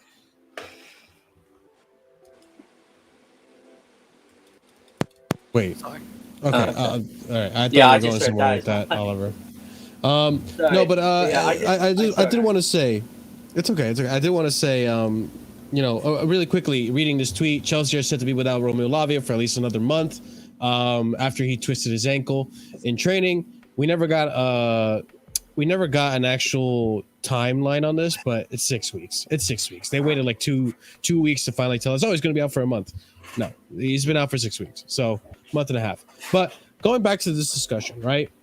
I think a lot of it is bad luck. And yes, we could say like, yes, it happened during games. And that's really unfortunate. But let me ask you guys something. And this is like just to pose the idea that maybe it is something within Chelsea that we're doing wrong. Why is it that, why do you think it's that some players like Nkunku can be in that same exact situation and come off unscathed, but our players seem to go in those situations and they come off with injuries, in-game injuries? Why is it that, Broja got injured the way he did, but other players can do the same exact thing and not sustain injuries? I think maybe, and this is my 2 cents on this, and you know what? Let's actually, because this comes full circle with the next topic I wanted to actually discuss, which is the Chalobah leaks. The trainer came out and leaked out information. Oh, he got injured. He's injured as well. Yeah, Chalobah is also injured with the hamstring. So here we got the tweet. Trevor Chalobah's personal trainer has appeared to brand Chelsea's injury crisis an absolute mess. Ed Hodge, who worked closely with Chalobah, seemed to discuss the Blues issue in a now deleted Twitter post showing that showing what looks to be a private Instagram conversation, which I'm sure this guy is no longer talking to that person anymore for this leak. But there was another leak too where he explains himself, but it got deleted. If I find it or if anyone finds it, just send it over my way. But he goes on to say Trevor's on his way back, 90% sprinting ability. He's almost there. But then he goes on to say the following. Most of the injuries are because the players have been loading muscles time and time again without lengthening them simultaneously. Then one lunge into a tackle or a COD too rapidly, or COD, I don't know what that means, but contact on demand, or a COD too rapidly and they're injured. Hardly any of them do reformer Pilates or terrain work, i.e. stair sprints, hill sprints to strengthen knee ligaments. It's an absolute mess at the moment, bro. So this comes back to what I was saying, like, okay, another player gets put in that situation with Chalobah, gets put in. Another player gets put in that situation that Nkunku gets put in, but they don't get hurt. Is it because of how our regimen is set up at Chelsea? Are we not setting time for full good recovery? Is that why, like, you have players like Thiago Silva who put in that work? Do we not force these players to put in the same work that Thiago Silva puts in and avoid those injuries?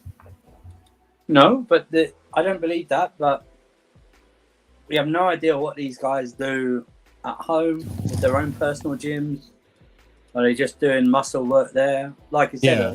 I think the other thing, are they putting on too much muscle, but they're not doing the other thing, work, something like that. This is a perfect example. Reece. I've always said that Reece James is built like a brick shithouse, but the body type doesn't suit the wing back of the right back role. He's too muscular, he's too big, and he's going to pick up these injuries, and it has a big impact. Muscle has a big impact on the hamstring, especially if you're not evening it out, like it said right there, like doing stretches, like doing yoga, doing Pilates and stuff like that to give you better flexibility, and especially in that role. So it could be look at the thing. Mudrik's pitching himself in the gym all the time, right? You know what I mean, lifting weights and stuff like that. You're not in the NFL. You don't really have to be a muscular guy in football. Do you know what I mean? Some of the best players in the world aren't muscular. I mean, look at Leo Messi. He's a short git.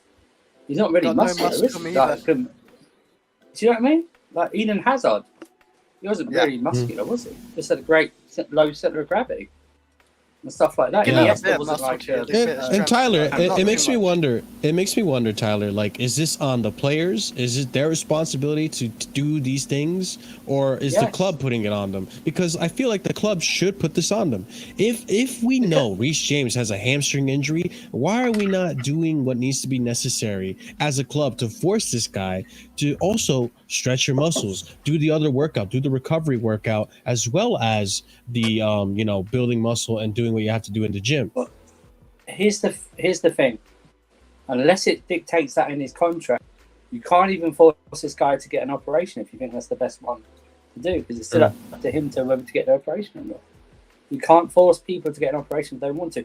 You can't force people to do yoga, Pilates, or something like that. You can recommend it, but if it's not in their contract that they have to do what you say. They have to do what you say. Then they're not breaching any contract or anything like that. Do you know where it is? I want to add something to Surfer's point. Yeah, like a lot of these players, particularly in the squads they're in, a lot of they're very young talents. They're trying to improve their game outside of the normal standard training time that they're usually allotted, right? So we do this extra training and extra stuff, and I think usually that's advised upon. So I think for me, at the end of the day, man, as long as you're speaking to these guys, PTs or the football guys that they're working with, I think you're just trying to know. I think it also comes down to a lot of the time that these players need to understand their bodies. What is too much? What is too little? What is the right amount for me, throughout the week, to learn my trade, to do well, to improve upon, such that when I'm playing on the weekend or in the weekday, I'm at 100% fitness. And I'm minimizing the risk that I can get from getting injury, essentially. And with a player like Reece James as well, you'd like to hope that he knows that, and that he would be able to take that kind of responsibility. Because you got to remember, he is a Cobham player, and Cobham is like a high rated academy. We've literally given him his football education, not just how to play the game, but how to look after his own body. So we provided him with the knowledge and the tools that he needs to do that. So some of it has to come up to him as well. It's not just like the club putting things in contracts. There is a responsibility on him too to use what he's been taught. It's also like, when do we stop babying grown men? Thank you. Yes, that's what I was going to say. When do we stop going? When we have to stop holding their hand and telling them what to do? It's like going, Kante eventually got the surgery on his hamstring, so broken down. By the time he got injured within 2 or 3 games from his comeback. His body's continuously fighting the healing process. That it's just worn down. It's just done. Any high impact running or something like that, it's just broken down. With Reece, I don't, like someone in the chat. You're absolutely right. I don't know. It's all rumours about whether he needs an operation or not, or that'll fix it. Yeah. That's just all rumours. Let's presume it's not a force someone to get an operation. You just can't do that, and you can't even go. You can't even like fine them or something like that because there's nothing in the contract that says they have to get an operation if you say so. Remember, Reece James had the option of surgery before the World Cup, and like he said, he wanted to use a non-surgical method such that he could come back in time to play for the World Cup. But it's also not a certainty that the injury is not going to come back again. Exactly. It's muscles, like it's just like these things happen, strains happen, all that, the hamstring things happen. Like we saw, N'Golo Kante got the surgery, got injured again, same thing, hamstring. Like, but the problem is though the availability right now is so bad. What do you have to lose? Exactly. And I will say also, like, timeline of hiring new medical staff is worrying and telling. This was happening under Roman as well.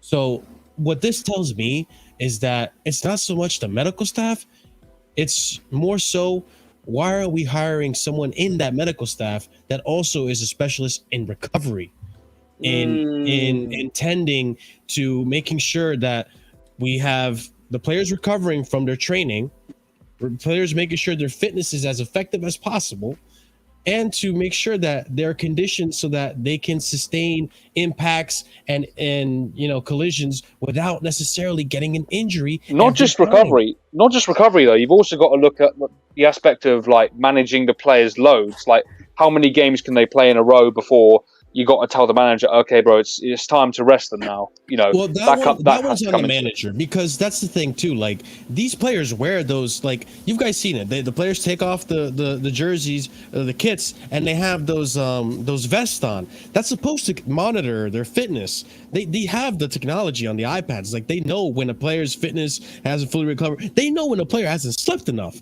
For fuck's sake, like they could tell you, like, oh, dude, you slept only 5 hours. You could tell because your fitness levels are lower than usual. Like the technology is there. We can't pretend like this isn't South America. Like, this isn't like some club in like and I don't know, that's right, because in Bangladesh, guys, they have the technology.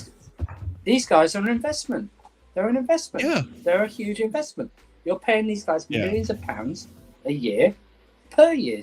They're an investment. So you have to treat them like that. Or you have to insist upon that. This is the thing. If you're getting paid millions of pounds, then I'm sorry. I whatever the club, I wouldn't flat out say no unless it was obviously something illegal. But it was like, but if it's like I said, we have no idea if the operation, if he was a bicycle operation. It's just a rumor floating out there, right? But with every player, it's a time of okay, so.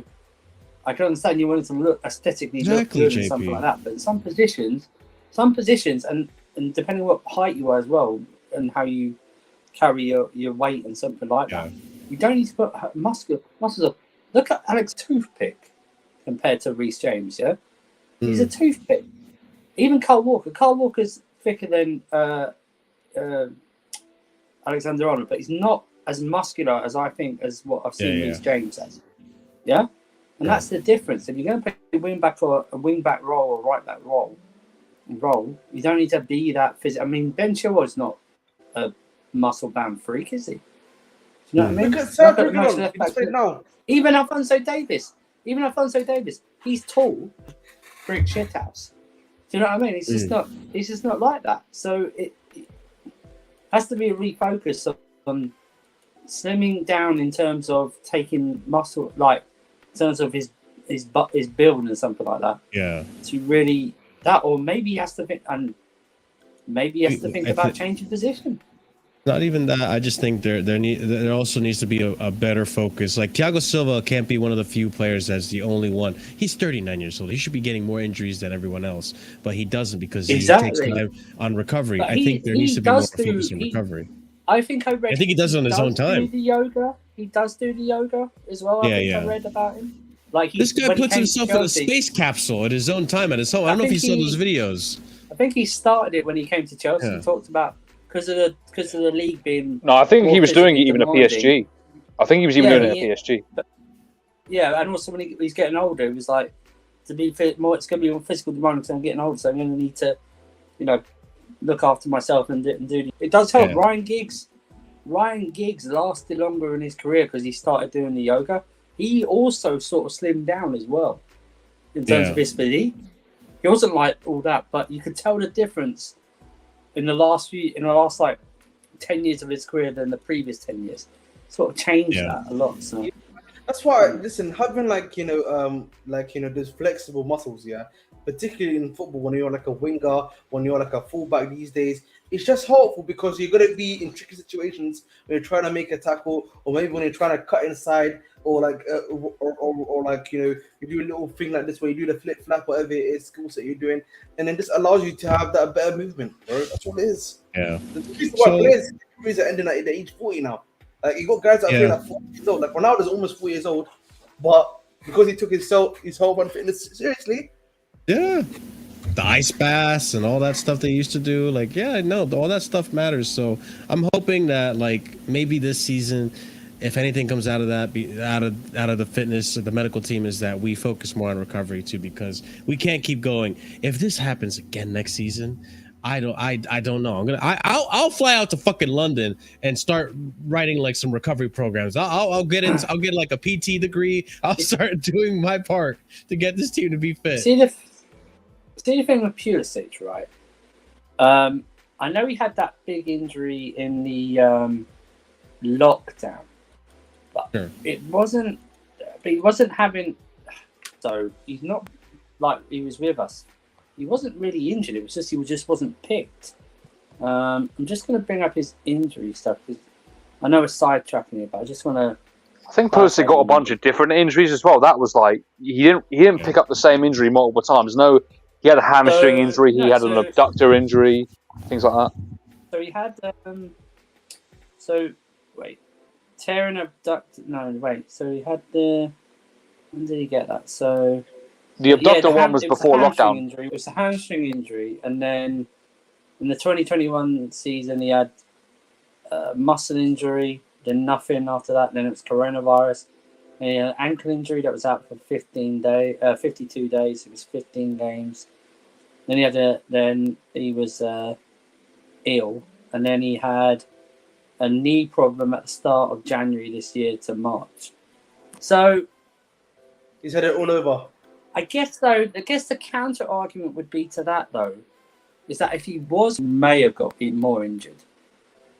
Though, do you know what I mean? Because he wasn't playing that much and he was still getting injured. So there is a counter argument. There is a counter argument to that. I would just say that. Listen, we're not experts. We're only guessing here. We really don't know. It'd be if James gets another injury in the same area, because if we focus on the actual injuries he's getting, it's hamstrings, right? Exactly. It's hamstring, or it's like nearly all the time. I think the last 4 out of 6 injuries he's had is like something like that. So that is a real area of concern, especially the type of player he is and the type of position he plays. So it's one of those. All right. So I just think for me, I just want to say quickly in regards to like the Pulisic thing. Sometimes they're just players who are just naturally, yes, they have talent, but sometimes it's just their body just fails. Their body just not able to. Yeah, and sometimes it's no matter what you do. Derek Rose is like a great example of that. Like, he's an NBA player. I like to, but like that guy was doing crazy leaps, winning MVPs, but he was always getting the same knee injury again, and they just killed him. Yeah, true. No. Bro, there are players like that. Obviously. We got Michael Essien, bro. Michael Essien. Yeah. Got that first knee injury. Got that first lengthy knee injury. Just never the same after that in terms of like he can never get to. He got a little bit of a run, but just got injury after injury after injury. Started breaking down more, and the same with Kante, right? Kante. Yeah. Van Ginkel's another one. Yeah, big up, Brian. Van Ginkel got like knee injury after knee injury, and just wasn't even the same. All right, so Michael Owen, the hamstrings. You're right. Michael Owen, he got first hamstring injury. Never. I'm just gonna move on to the next topic because we do have a few more things. Sorry, we could talk about Chelsea player injuries until the season's over, pretty much, at this rate. So I'm gonna depress myself talking about this. Apparently, a little drama between Maatsen and Gallagher and their contracts at Chelsea. Surprise, surprise. Well, let's talk about it. So, first tweet I have here. Mauricio Pochettino values the tenacity, personality, and tactical versatility that Conor Gallagher brings to the team, according to Liam Tui from The Athletic. Then we move forward. Conor Gallagher is out of contract in June 2025, and Maatsen is effectively on the same timeline by virtue of one-year extension option that Chelsea hold. Both are now in a contractual state that Todd Bowley and Clear Lake Capital do not want to exist at Stamford Bridge. Players who have made it inside the final 2 years of the deals without being renewed or sold. That's coming from Liam Toomey as well. Then we have Ian Maatsen's path is muddied by Ian Maatsen's path is muddied by positional uncertainty. Pochettino's use of Colwell at left back does not help him, nor does the failure to offload Marc Cucurella. Competing for the attacking midfield minutes looks no easier with Cole Palmer added.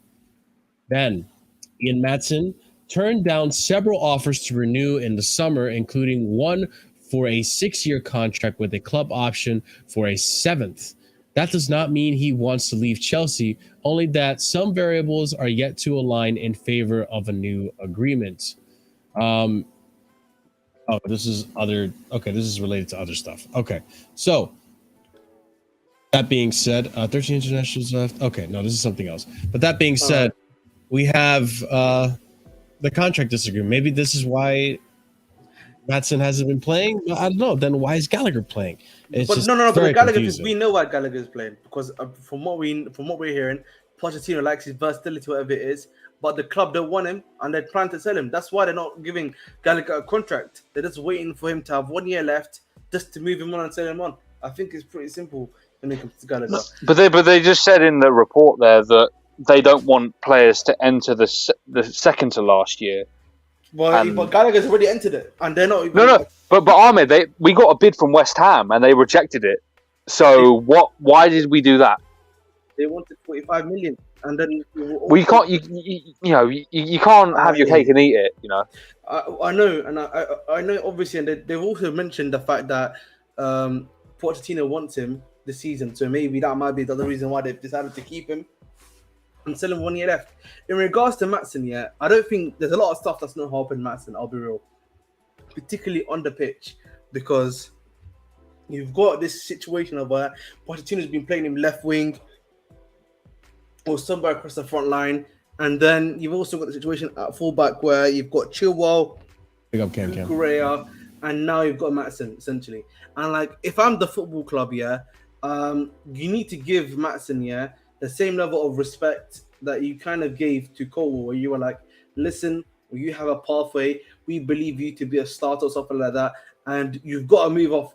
If you don't want Cucurella at the club, and from what we've heard from all reports, you don't like him, then you need to move him on and give him the outlook that he's going to be able to have, a new, some level of pathway there for himself, and I'm pretty sure he will then sign the contract. The thing is, though, I don't know. Like, okay, I believe this is what I believe in my truest of thoughts. I believe that the club want to keep Maatsen. I think he's a talented player. I think the directors think he's a talented player, and he could fetch us a decent price if we decide to sell him down the future. I think Maatsen is well within his right to not accept those contracts because Poch has not been playing him.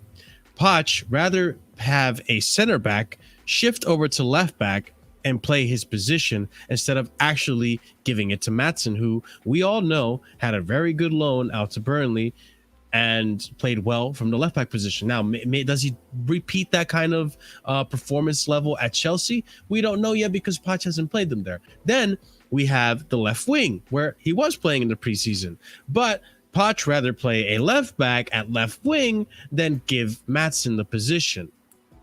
You see where I'm going here? Like, Maatsen, there's a lot of uncertainty for Maatsen. You're making my point, though, bro. Like, I'm not disagreeing with your point. Yeah.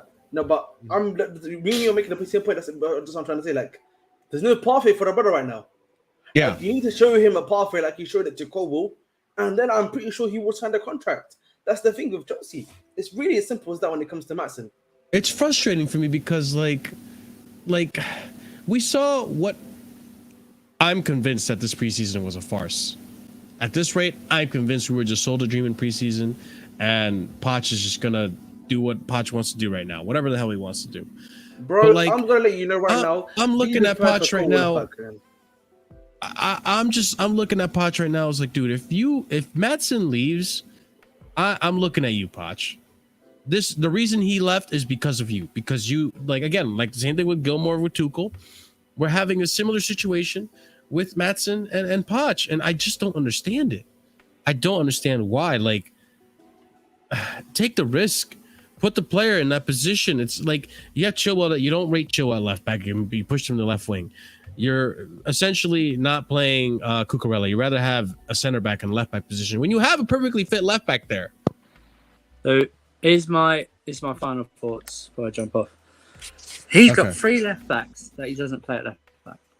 You know, Yeah. He's not played a single left back this season at left back. Yeah, I think actually no, I tell a lie. He put Chilwell on at the weekend and he played at left back. That's the first time he's played at left back.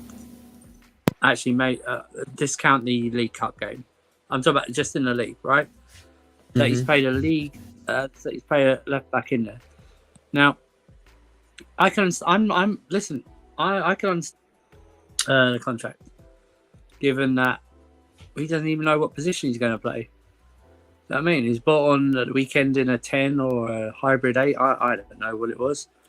I just don't. My thing is this: there was a deal lined up, wasn't there? Deadline day with Burnley, wasn't there? Either on loan or with a there was like a £35 million deal in the next summer or something like that. You should have just let him go. You should have just let him go. Because there's no way that Burnley were going to play him as a number 10. He's going to play it back. I don't think it was 35. I thought it was close as like 15 and 20. 31.5 million. Oh, really? Yeah, yeah. Damn. And also, I can understand if you're trying to build with a free like centre back, someone like that. Play someone there, play a centre back who's actually played left back before, like an Ake, like a Vardia. Cobble's never played left back in his professional career until bring Cucurella in if you want. That's the profile. He's played centre back before. Do that. If you're going to do it that way, that's the problem. But anyway, fellas, I'll see you soon. Smash the like button and subscribe. Freeloaders. Goodbye. Appreciate it, Andrew. Yeah, man, make sure to stop to the bridge. I'm almost 50 away, guys, from 1K. 50. Hey, listen, 50. since you shamelessly plugged yourself, you're gonna stay here for a little longer because we got some nuanced discussions to have. Why would I not stay here for longer? Why would I not stay here for longer? I don't know. Maybe you had something to do, man. But no. Come on, bro. Come on, let's do that. I think we got some interesting discussions to have about Chelsea, the striker situation, and what's going to happen with the striker situation. And I think we have a lot of opinions to share on this. But to close off on the whole, left back situation with Maatsen and all that, like, I hope this gets cleared up soon. I hope Poch gives this guy some minutes to play so that it gives him the confidence to sign a contract. We've offered him a few contracts now. It's not like the player doesn't want to stay at Chelsea. I just think it's a matter of, like, there's a lot of uncertainty whether or not, if he stays at Chelsea, if he's just going to be another player they sell on, or if he actually has a chance to be in this team and make an impact, which I'm confident. I trust that Maatsen can do that. So moving on to the next topic. We have a bit of a problem at Chelsea, as you guys already know. And so I would like to have a discussion as to maybe one of the reasons why there could be a problem, and break it down from there. So let's discuss a few little tweets I have here. So 13 internationals left in the summer and 11 younger players joined to create the youngest squad in the Premier League, averaging just 23.5 years. Leslie Ugochukwu yesterday became the 37th player to start a Premier League match for Chelsea in 2023. This is not a short process at Chelsea. It's a long-term process. Mauricio Pochettino knows that. He wants all the players to be available as soon as possible. He wants to create something special and is 100% sure that the potential of the squad will be incredible in the future, but it takes time. So there is a process, according to Mauricio Pochettino, and he has faith that something will happen. Chelsea's actual problem is not relationship between players. It's the individuals having not quite settled yet. And then the other tweet I have here: what is clear from watching Chelsea, defense is solid, midfield probably needs a couple of tweaks, attackers are on the same wavelength and are just lacking small details. Everyone wants Chelsea to be in crisis, but it seems fairly clear that they are not. This is coming from Zonal Market. They are not on the same wavelength, just want to say that.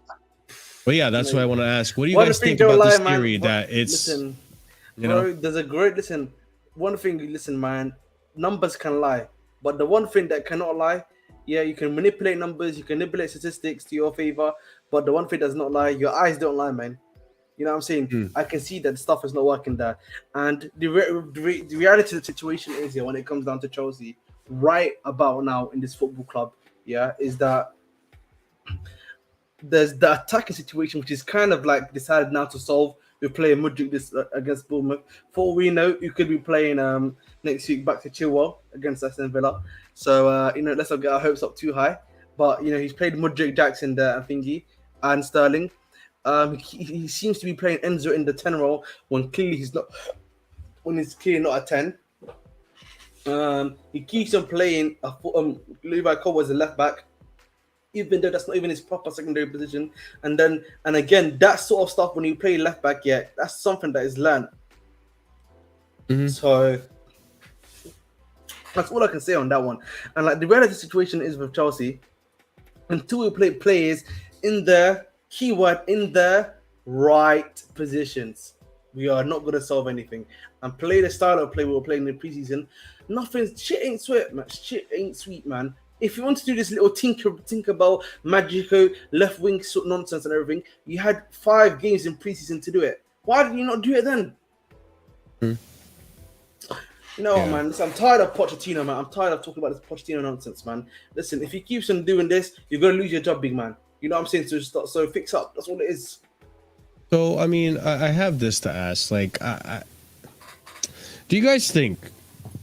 Well, I think you guys do think, but I'm just going to throw this out there. And I think there is a lot of merit to it. And lately, it's been making me now question exactly our approach in the transfer window. Maybe it wasn't the smartest approach for impact now. Or maybe the idea in a summer window wasn't necessarily to form a team for the present, but definitely to form one for the future. But then that poises back to... maybe you should have had a strong presence so that the future can flourish. We look at our team, and on paper, it looks like a fantastic team. But then I see the decision-making that we make on the pitch, especially in attack. We saw it with Cole Palmer. We see it with Mudryk from time to time.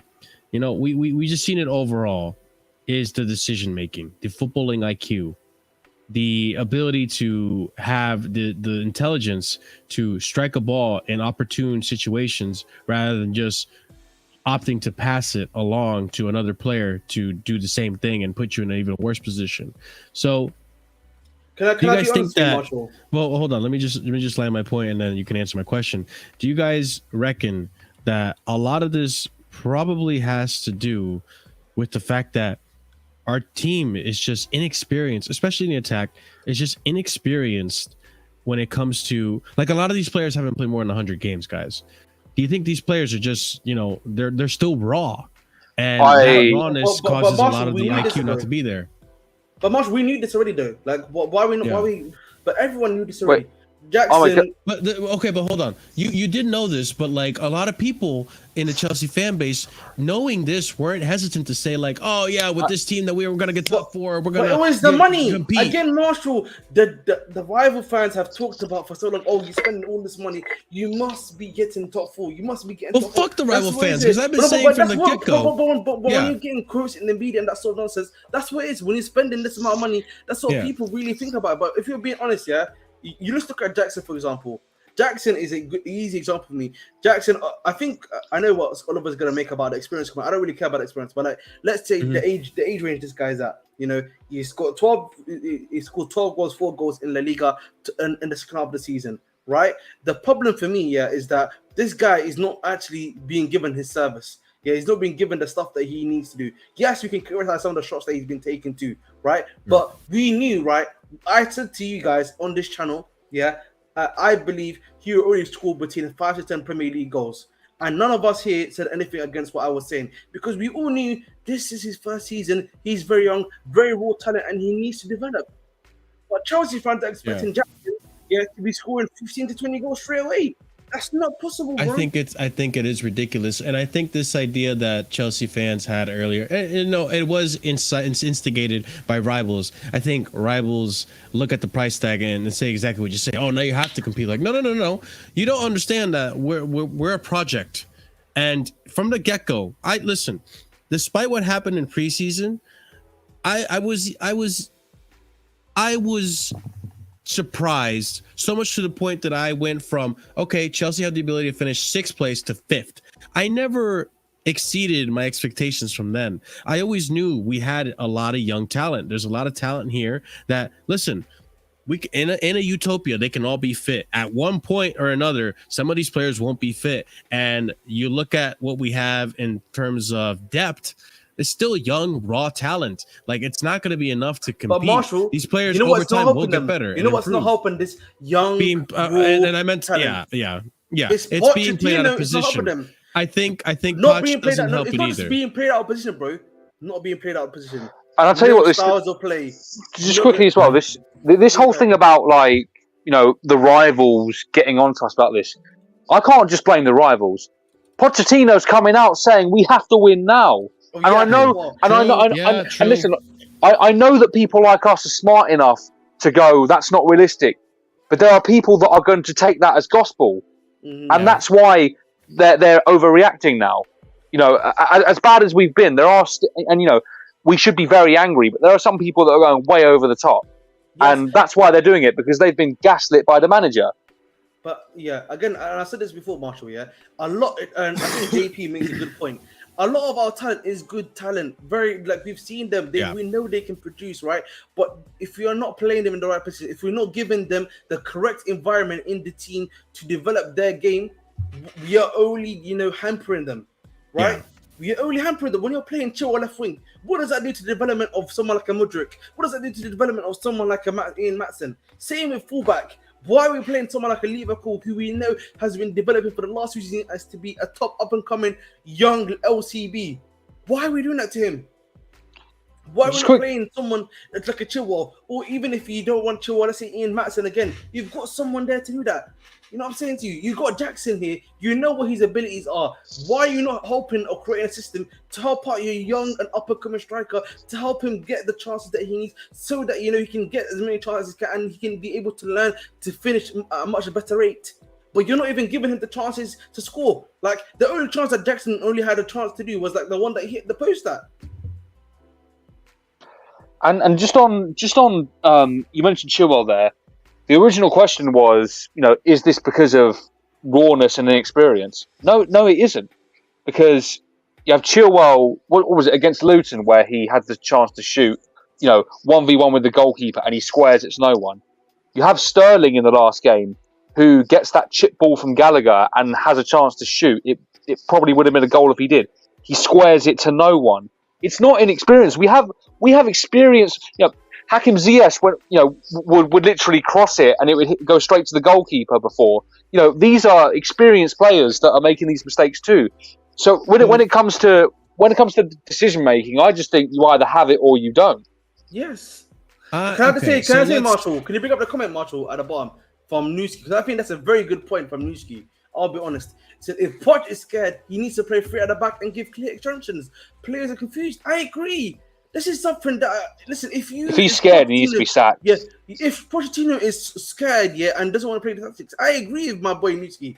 Honestly, play the free at the back then. Do that sort of 3-4-3 style, and let's get on with it. Otherwise, play the stuff you've been playing in preseason. For me, again, it's a very open and shut case here.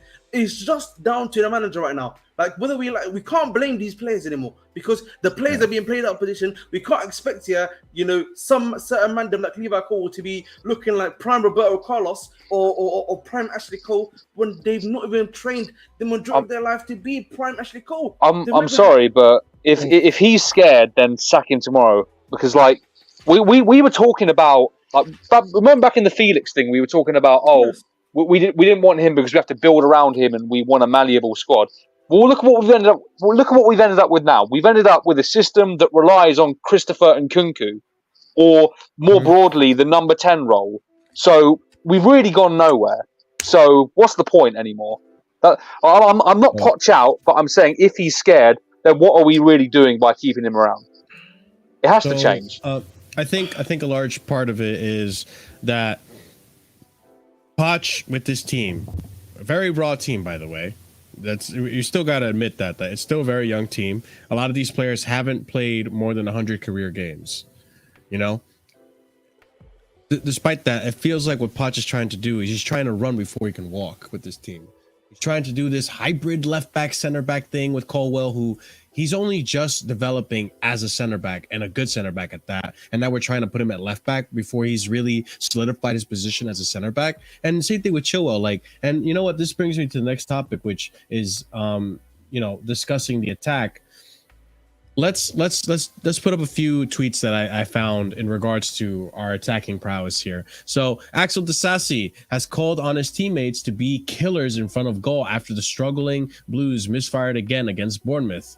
Disasi admits Chelsea, who also failed to score in their 1-0 home defeat to Tottenham Forest before the international break, lack killer instinct, but he believes they have been unlucky not to register more points so far, which he's not wrong about. So let's go on into wait, real quick. It's just 3 more tweets and we can go on about this. So then I got here Simon Phillips, Paul Merson on Nicholas Jackson.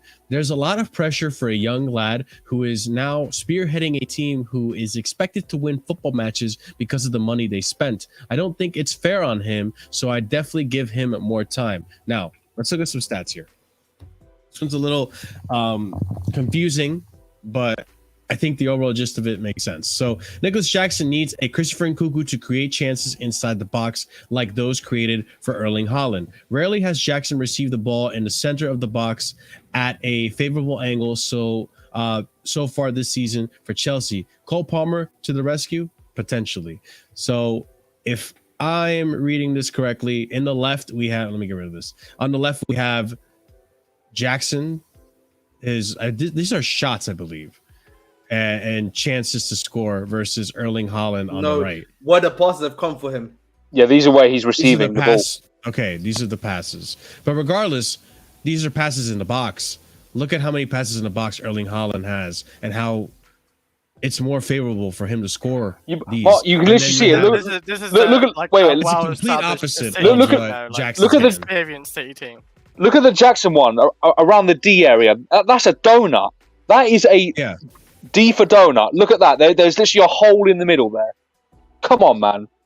Can I just say quickly? I want to bring up a point that Francis has been making, which is to do with this, But I think Francis made the point that some of the decisions that players make are horrendous, but let's all blame Poch for everything. But the thing is, Francis, no one is saying that it's just Poch. I'm saying there's an 80-20% blame going around. 80% is on Poch. You think 80 or Poch? 80% is on Poch, and the remaining 20% is on them. Like I've said this before. For example, like when it comes to like Jackson, for example, like we're seeing it here. He's barely even getting the ball in like some of the more right places for him to score at. Like yes, you can say yes, he's missed 1 or 2 big chances, but that is what you expect, right? When you are playing with young players, they're not always going to make the right decisions. Same with like Cole Palmer when he should have shot the ball rather than pass it to Sterling, for example. Now we've already known about Sterling for a long time that this guy does not make it's not known to me making the right decision making. But Sterling still did the right decision. No, I'm talking about in general. I'm talking about what he's known about in general, right? So, like again, Mudryk and Palmer, these are young players that need to be developed. They need to be taught patterns of play. That's why, for me, you need to give these guys the right environment, give them the right patterns of play, give them the experience that they need, give them the drills they need to be able to do it. You know, when you're playing these weird formations, these stuff that they are not ready for yet, then you're causing them problems. You have to put players in that are comfortable in their roles. You have to put players around them that are comfortable in their roles as well. We saw Mudryk playing against Bournemouth on the weekend. Enzo Fernandez was next to him as his number 10, and you can't tell me he was comfortable doing that. And that obviously, combined with the fact that he played however many feet he played above sea level, the the week before, that impacted his performance. You cannot sustain that. Real quick, Chris, what were you going to say? Hold on. Real quick, Chris, what were you going to say, brother? I was gonna say, like, I don't really blame like heavily on Poch, but I think it's like 50-50 because we saw in Bournemouth where he dropped Chilwell for left wing for Mudryk. We're still like kind of the same. We didn't score a goal, and with Jackson, Mudryk was involved in 4 out of our 6 chances. No, Mudryk was our best attacker that game, by the way. I know, and it's a great change from not Sterling, from Chilwell to Mudryk, and that was great. But like with Jackson as well, it's not just the chances he has. When he receives the ball, sometimes he fumbles it a few times. It's not just once he's done it this season. He's done it a couple of times this season where he's messed up a play, and that's like that. Jackson because he's isolated. No, yeah, but like I'm just saying, in easy spots where he just fumbles the ball, there's no defender on him, and he mistouches the ball, and it goes to the defender. Like he's done that a couple of times this season. He's not perfect. Yeah, but again, I do like Jackson, by the way. I'm not, again, this Chris, is not a hate Chris, but we agree with you. But this is again, this is what comes with a player that is a raw talent. They're not always going to be perfect. They're not going to be like this. They're not going to be, what's it called, 100%. This is the thing for me. Yes, there is blame to the players. Yes, they are very raw players. They still need time to develop and experience and get that stuff right. There's no doubt about that. What you're saying, Chris. But at the same time, we cannot then just say, we cannot just blame them for the fact that they are being played incorrectly and not played in the right style of play. And I just want to add quickly the point that Adam made about the fact that I rewatched the first half yesterday. We missed a lot of big chances. Yes, that is true. Like obviously Gallagher missed a few. I think Sterling missed one, and someone else missed another. Right? But again, as I've said, all of those chances that you're talking about, right? They were missed. But that again comes back to experience. But then, that's what I was alluding to earlier, which is pretty much like I asked you guys, like, I think did we make a mistake in not getting a more senior player in the attack or in left wing at least? Because listen, say what you want, Kudus, was he the right decision? Is he the senior player that we're thinking about? And real quick, let me just land and hold on to the question. I'm gladly, yeah. I'm asking you. So, like, the thing is that, okay, we look at this map, right? We're not getting very many. Jackson is not getting the same amount of opportunities that Erling Haaland is getting. And I think part of that is because we don't necessarily, we have the talent that is capable of doing it, but because they don't have the necessary amount of experience to make the right decisions at the right time, we miss out on opportunities to create chances. The biggest one that comes fresh off the top of my head is Cole Palmer passing it to Sterling instead of taking a shot, and then Sterling passes it right back to him, and now Palmer compromises and has to shoot it from an even worse angle than he's off balance as well. And he's off balance.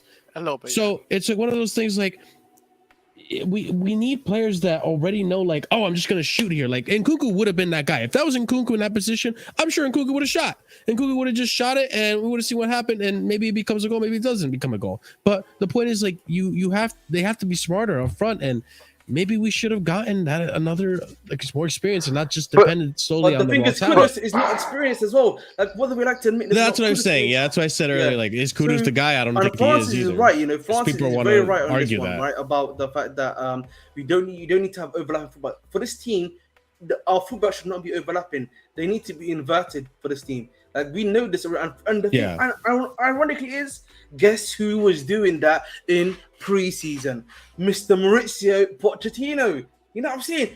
So I'm saying, for me, it's mind-boggling. It's mind-boggling at best. When you read this, when you read some of the here's another tweet before you go, Oliver. I just want to show you this. Mauricio Pochettino's side ranked joint 4th in the division for total shots, 81 shots. The problem is at the accuracy, as a shot conversion is only 6.2. So I got it right here. Can I make this bigger? Yes, I can. So we take plenty of shots. We just don't convert the shots. Actually, I should have just left it the way it was. It was more. But yeah. We're pretty low when it comes to shot conversion. Yeah, I just want to say quickly, Marshall, bro. You know what? Newski made the greatest point, and this is a point I've made in the channel multiple times, but people seem to have disagreements on me on.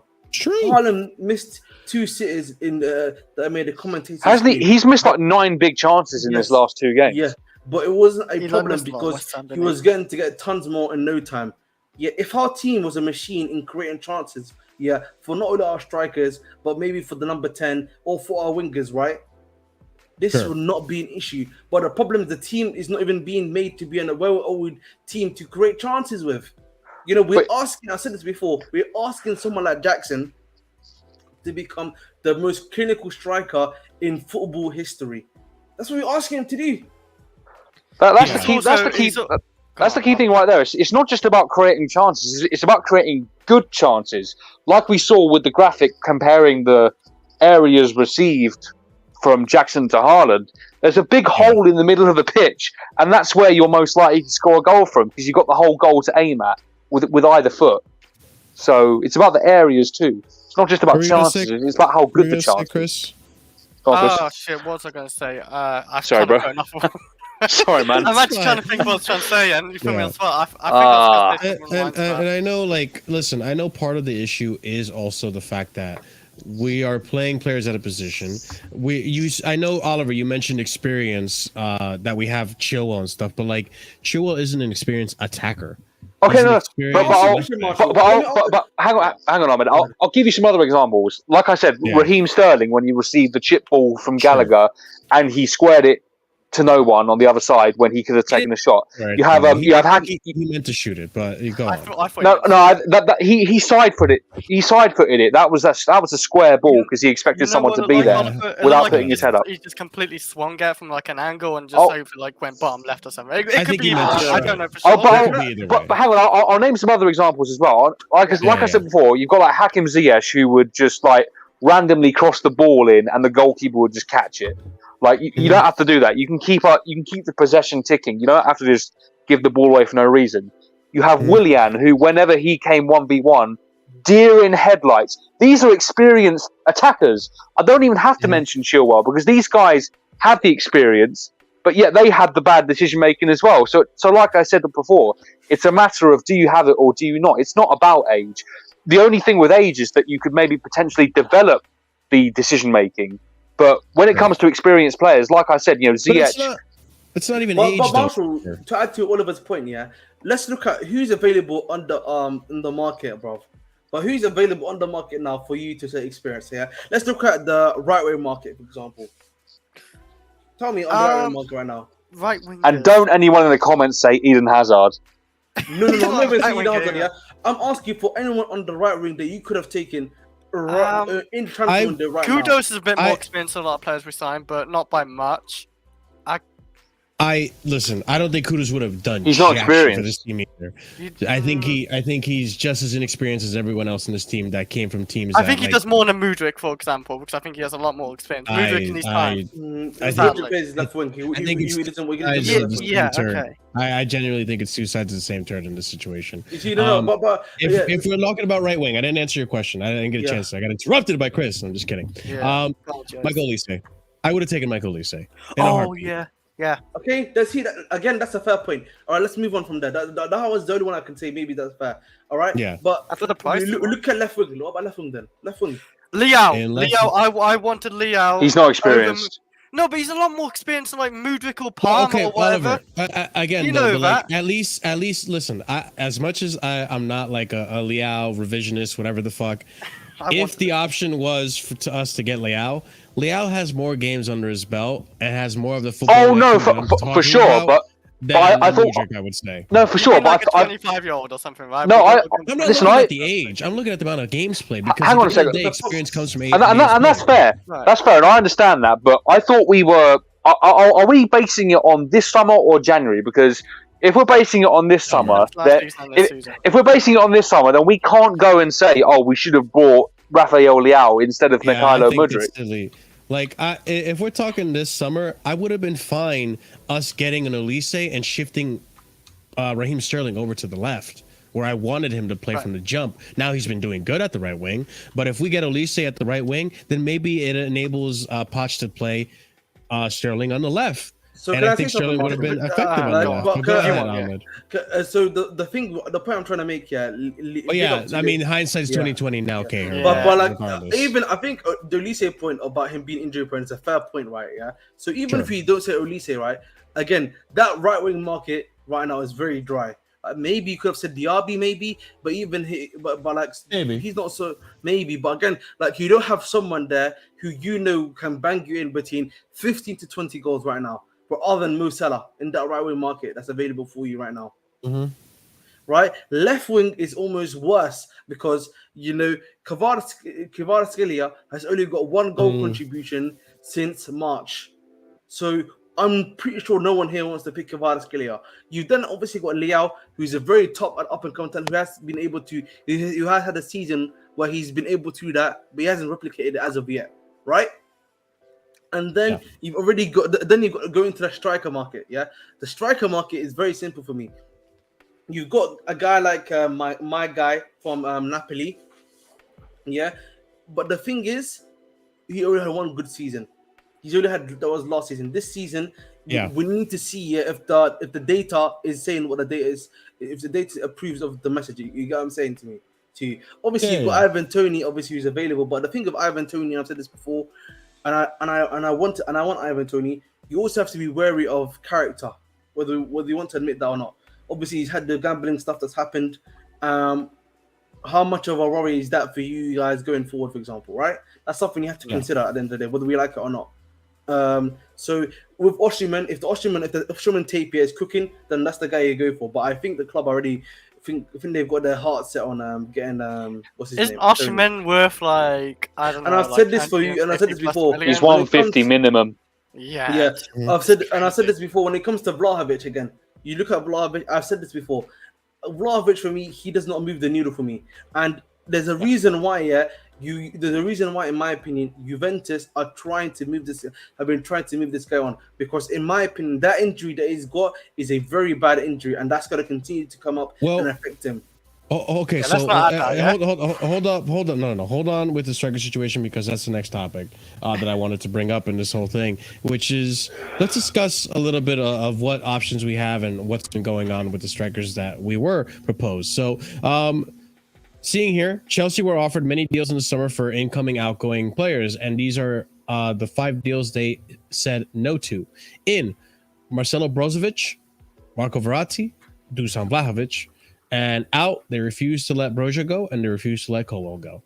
So we move on. Next tweet. Lautaro Martinez was never a topic discussed in the summer with Chelsea. After paying big money for Romelu Lukaku in the past, they were not willing to do similar kind of deal coming from Fabrizio Romano. So Lautaro, thankfully, I never wanted him. He was never really an option. So Chelsea are protecting Nicholas Jackson. Nicholas Jackson are not actively working on new striker in preseason. Jackson was working really well with Christopher Nkunku. Chelsea believe when Nkunku comes back, it will change everything for the attacking players. He was the key for Mauricio Pochettino. Now, that's one thing. Okay, so we're not actively looking for a new striker. Then, a few minutes later, I don't have it. Okay, never mind. This is out of place. But anyways, Allegri wanted Lukaku, but did not arrive. Juventus kept Vlahovic, who is a strong player and equally profitable, also much younger player. Dusan Vlahovic always wanted to stay at Juve in the summer. He was never convinced of leaving. Now he is open to extend his contract with the club. So yeah, Vlahovic, I guess, was never going to happen. But now we're seeing how Vlahovic is playing, and now people are having second thoughts. Chelsea had a chance to sign Dusan Vlahovic, other strikers in the summer, but they were never 100% convinced about going for a traditional number 9. And then we have here, Arsenal and Chelsea are among clubs eyeing January transfer window for Brentford star Ivan Toney. And do I have another tweet? Yes, I do. I have another 2. Chelsea are interested in Ivan Toney. Nothing has advanced yet. Let's see which club comes with the right money to try to convince Brentford. Probably not before December. Chelsea still protecting the squad. We'll keep protecting the squad, and let's see what happens in 1 or 2 months.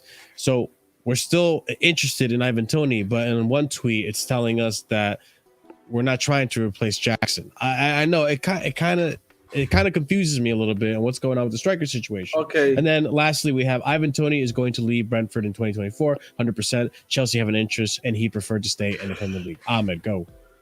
Okay. I think for me, it's quite simple with the thing. Big up to Keyshawn, by the way. Nice to see you as always. I always make this point that yes, Vlahovic has been doing well in under Juve. I think he's got something like 4 goals or 3 goals in the last I think he's got 5 4 games. this season. Yeah, 4 this He's season. got 4 and 4, I'm pretty sure, actually.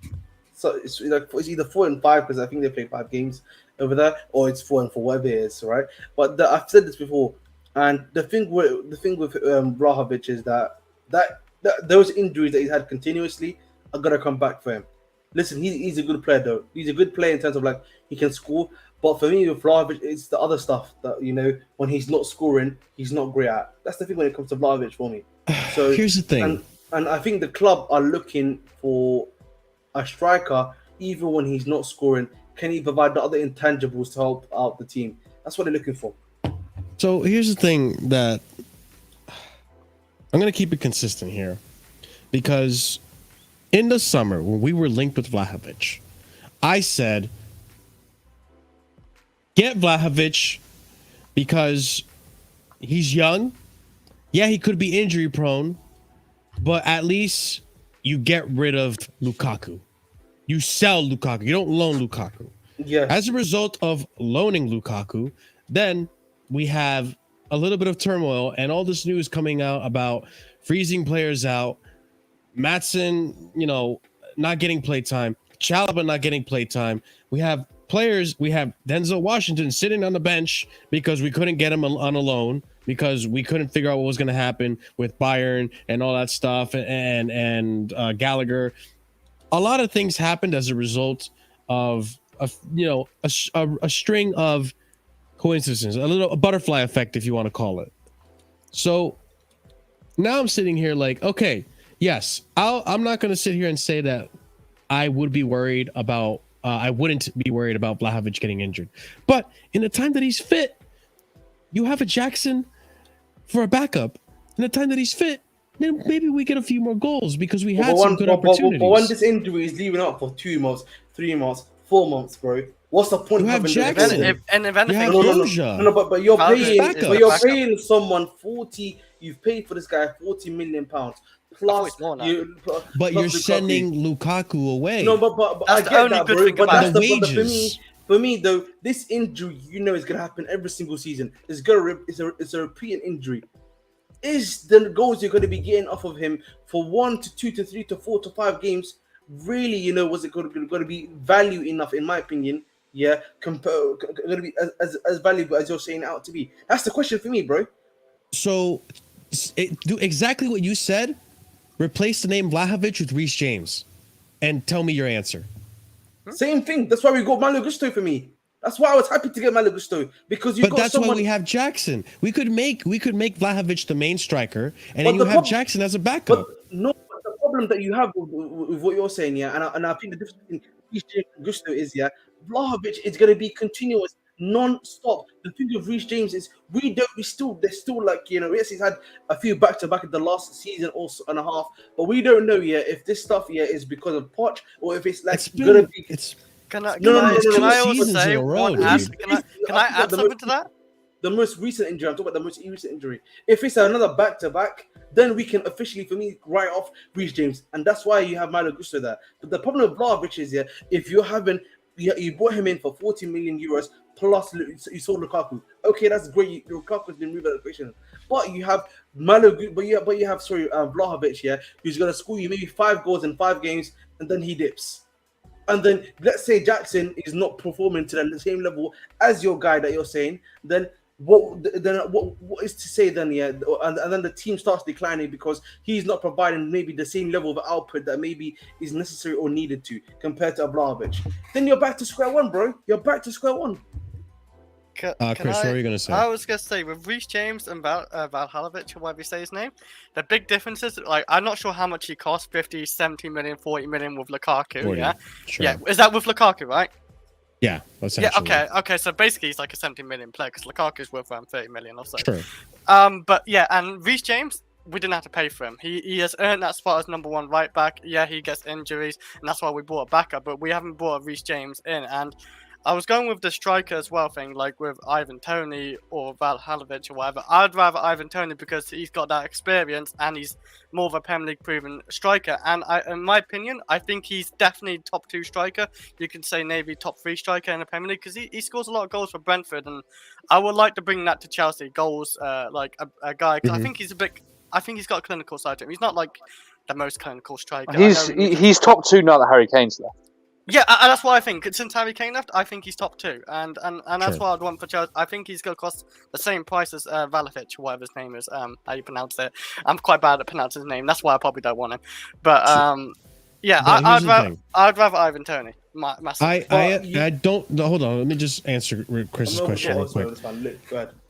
I don't disagree with what you're saying, Chris. I don't disagree with necessarily what Ahmed's saying, but here's the thing. One of the biggest issues with Romelu Lukaku was the 300. There's a K a week, bro. It's too much. The salary was ridiculous on Lukaku, and he was just burning our pocketbooks, our wages. We're just burning a hole in it. We had no use for him. We're trying to get rid of him. We had an opportunity to. Now, you say the injuries. I understand this player. Potentially, especially with the injury he has, potentially this could be a chronic injury, and we're going to deal with this every season in and out, and it's going to be a pain in the ass. However, you bring in that player.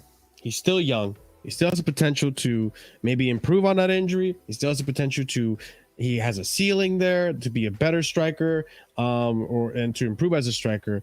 You have Jackson there as a backup. Surely, if we're going to use this argument about Vlahovic coming in here and being injury prone, but when he's here in the team, maybe he's effective, maybe he gets us goals. Surely, if you're going to have this argument like he's too injury prone and all that stuff, and for the amount of money you're spending, yes, I know we didn't spend money on Reece James, but Reece James is also on a pretty high salary. Mind you, there's clauses in there, and the same thing's going to happen with Vlahovic. There's going to be clauses in this thing, and he's not going to have nearly as high of a salary as Reece James, I would assume, but he's also injury prone. But we keep him in the team because when he does play, he's super effective. What happens if you bring in Vlahovic and he's super effective? And yes, he is unavailable because he gets injured, but when he comes in, he is effective when he does come in. Okay, so why are we having one narrative for one and not for the other? No. Okay, so let me just put it like this. The reason why we brought Malo Gusto in is because we knew that Malo Gusto could, if he stays fit, has the same potential as Reece James to do what he can do. Okay. Right? Yeah. No, this is actually true, by the way. So, like, that's the point I'm trying to make. Like, when we knew when Malo Gusto was coming to this club, he had the very high ceiling, high potential, similar to Reece James, and we knew if his game could be completed, he could basically become the new number 1. Yeah. Right? So we got that sorted out. The problem for me when it comes down to Vlahovic is that, Vlahovic is already a known quantity. You know what you're getting of the brother, right? You know. Sure. This abductor injury is a chronic abductor injury that he's got. It's coming every single season. It's literally, bro, there's no, if you look at the transfer market history for him, he's had this injury multiple times at Juve. Yeah. It is not just a single time. That's the difference. At Juve. Yes, because it started at Juve when he started last season. No, quite young. I'm going to check, but I'm pretty sure it started last season. Yeah, and this is a chronic abductor injury. So if it's happening more than once, they're already in the similar trajectory to Reece James, and you've already seen what's happening at Juve.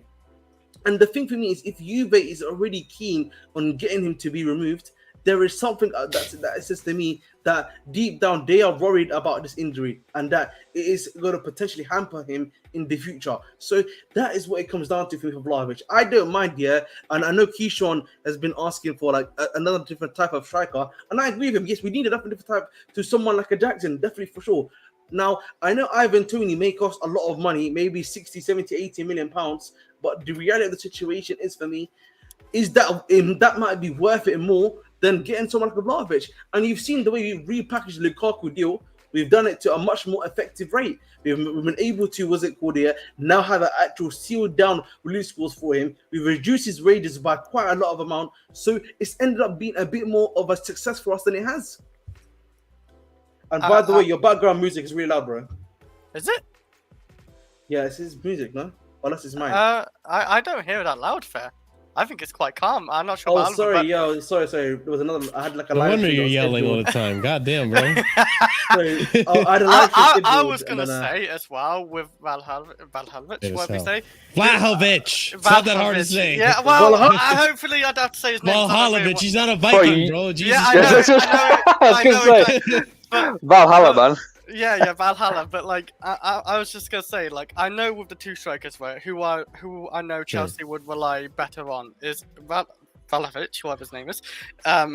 He gets injured a lot, like Ahmed says. He's this and that, and I don't know if he's gonna score like 20 goals or so a season like Ivan Toney will. And Ivan Toney, I don't think he ever gets really injured. Who's more reliable. And they're both the same price, so I'd rather go to the right side of I agree. Ivan Toney. I agree with that. Like, I'm not it's two disagreeing choices, with Vlahovic or going to Tony over Vlahovic, but it would have been nice to get rid of Lukaku. I understand. I agree with you. That's fine. That's fine. I Marshall. think most of us Chelsea fans just want to get rid of Lukaku. But the one good thing we've done with Lukaku is actually the last 2 seasons we haven't actually paid his wage. That our owners or whatever just didn't want to pay it, and we've just done that. But it would be nice to get rid of Lukaku, but I don't think Juventus wanted Lukaku that much anyway either, so it's not much we could have done. I think we was willing to let him go. I think this is the injury for the most part. I don't know if there are similar injuries, but the pubalgia, they're in a similar 21 area. days, 22 They're in a similar days, area, that's the problem. 51 days. Yeah, that's what it seems. He's missed a lot of that it is. days. Yeah, I young player. mean, he hasn't had a reoccurring injury in that area since the 3rd of December. So I don't know. That's what I mean. Like, is he injury prone? A groin injury, 14 days, and now he's back to playing again. So I don't know. Like, we're gonna have to obviously see it to the end of the season and see what happens since last then, year right? and this year. But he missed a big portion of the season. The thing is, though, there are concerns with. Ahmed's highlighted this both on here and on his own channel. There are concerns with Vlahovic beyond the injuries. Like, haven't you said, Ahmed, that like he's a bit of a confidence player? Yeah. Like, if it's not going his way, it's not happening. Bro, That's what I mean. lot. We have another striker. You have to again. When it comes to someone like a Vlahovic, he's someone that you have to build your attack around. And this is the thing. The way the club have been moving is almost to trying to build like a very fluid attack where these guys can play around and move around at will. But the problem that we have right now is we're not even playing to the main number 1 guys that we have. No, he's having to do the job of the number 10 role, which is meant to technically be Enzo's. Sure. Which, I mean, So- to be fair with Enzo, like, we had an experiment last game and it didn't work out. I'm not going to pretend like I knew the whole time. No. Enzo was We not tried number this 10. in the Luton game as well. This isn't just one game. We tried this in the won Luton game. Not because Enzo was in the 10. And Luton are literally going to be like worse than Derby back in the late 2000s. Well, yeah, I know that. But Enzo cooked in that game. Keyshawn is right that we need a 20+ scoring striker. That is for sure, bro. But the problem is we need to also create the environment for that striker to flourish.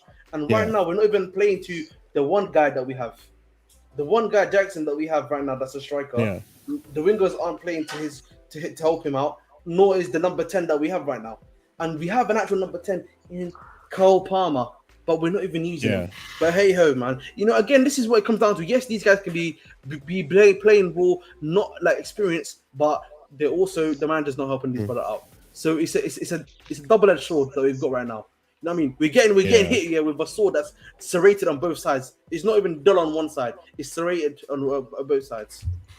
Listen, going forward though, I mean, we're gonna see what's gonna happen in January. Am I opposed to getting Ivan Toney? Not at all. I would love to get Ivan Toney. We'll January prop. I honestly, can I say my hot take right now, please? I've got a hot take for everyone here. I want Chelsea to be banned from the transfer market, bro. I want Chelsea to be banned from the transfer market and to just deal with the players that we have right now. Not until we got another striker. Not until we get another striker. I don't care, man. I just need us to be banned from the transfer market. We can't just rely on Jackson being the star for most games. We need to focus on play, bro. I kind of agree, man. Like, literally, we are making so many. Well, not we, but actually, no. Yes, we. The club, the club and Poch are making so many excuses right now. And what's going to end up happening eventually is if this carries on, they're just going to throw money at it. That's not the solution. as much We're as literally we're making mistakes in broad daylight with the tactics and stuff like that, but we're just gonna throw money at it. That's not. I don't disagree, but at the same time, I don't feel like we're trying to do something that wasn't already planned prior to the transfer window that just closed. I think we always wanted to go into the market for a goalkeeper and a striker. And it seems now that like January is the opportune time to get that striker. We just didn't get it in the summer because there wasn't there. I feel like it's a continuation of the original plan at the end of last season.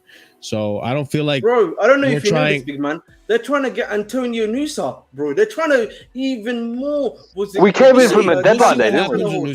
Well, see what happens with Nusa. I think they're Nusa trying to get the Brazilian kid. They're trying. I know, but talent holding to a crazy level. But that's not trying to get something to get results in the first team. That's just an investment. It's not. Listen. Nusa apparently was meant to be coming in for Ian Maatsen. That's why Ian Maatsen got that 31.5 million bid. They're about to sell Ian Maatsen and bring in Antonio Nusa. That's a good reason. No, it's a fact. No, I know. I understand. Yeah, you're usually right. But maybe that happens. Listen, I understand that's reported. It's one thing to be reported, but it's one thing to actually go through with it. So maybe that does actually happen. I don't know. That's what I'm saying. Like, I don't know. Maybe they wanted to keep Maatsen, which it seems like they are eager to keep Maatsen. Actually, maybe not, because we've given players long contracts and sold them anyways. So never mind. I take that back. But I don't know what the plan is with Maatsen right now. It's so in limbo. We have some reports now. We're seeing like what's happening. Like he doesn't know the certainty of him and his club. He's not signing the contract. He's refusing to go anywhere else as well, because I'm sure he wants to play for Chelsea. I don't know. It is up in the air. And to be honest, he is a pure profit player as well. But going back to my original point, which is, I think there's still an original plan. I think Nusa is his name, right? I think Nusa would have still been an investment regardless of if Maatsen stayed or left, because we still had Cucurella and we still have Chilwell. So I don't know. He's a left winger as well. I don't know. That one's it could have been, we're going for a left winger. Maybe it's an investment because we have Mudryk. I don't know. That's an interesting one that you put up, Ahmed. I'll give you that. I can't come out with an answer. That's actually true, Joel. Like, we spent more on under 21s in our attack. Yeah, but again, I think we are hoarding stuff. You know what I mean? We've got hoarding problems. I get that. I still think we shouldn't lose sight of what the original plan was, which was to get a striker. I don't think Jackson was going to be our out-and-out striker guy. I think we always wanted to get a striker to compete with Jackson. So I think in January, if the idea in January is to get like an actual world-class keeper or an actual really good keeper and Osimhen or an Ivan Toney, then I don't think we're coping. I think at that point we're sticking to the plan, which is to get these positions anyways. That's just my 2 cents on it. But I'm willing to give it time because I want to see what happens. I'm not opposed to bringing in Toney, but I want to see what Broja is going to bring to the table, if anything. I want to see if we can fix up on Jackson, because I think Jackson can score goals. I don't think he's going to be world class, not yet, but we'll see. I will say, Marshall, it will be rocky if we just rely on Broja and Jackson, because Jackson isn't really known for scoring a lot of goals, and Broja, what I've seen him at Southampton, well, he hasn't really had much of a chance at Chelsea, but he doesn't score a lot of goals either. We need a striker who's actually proven it.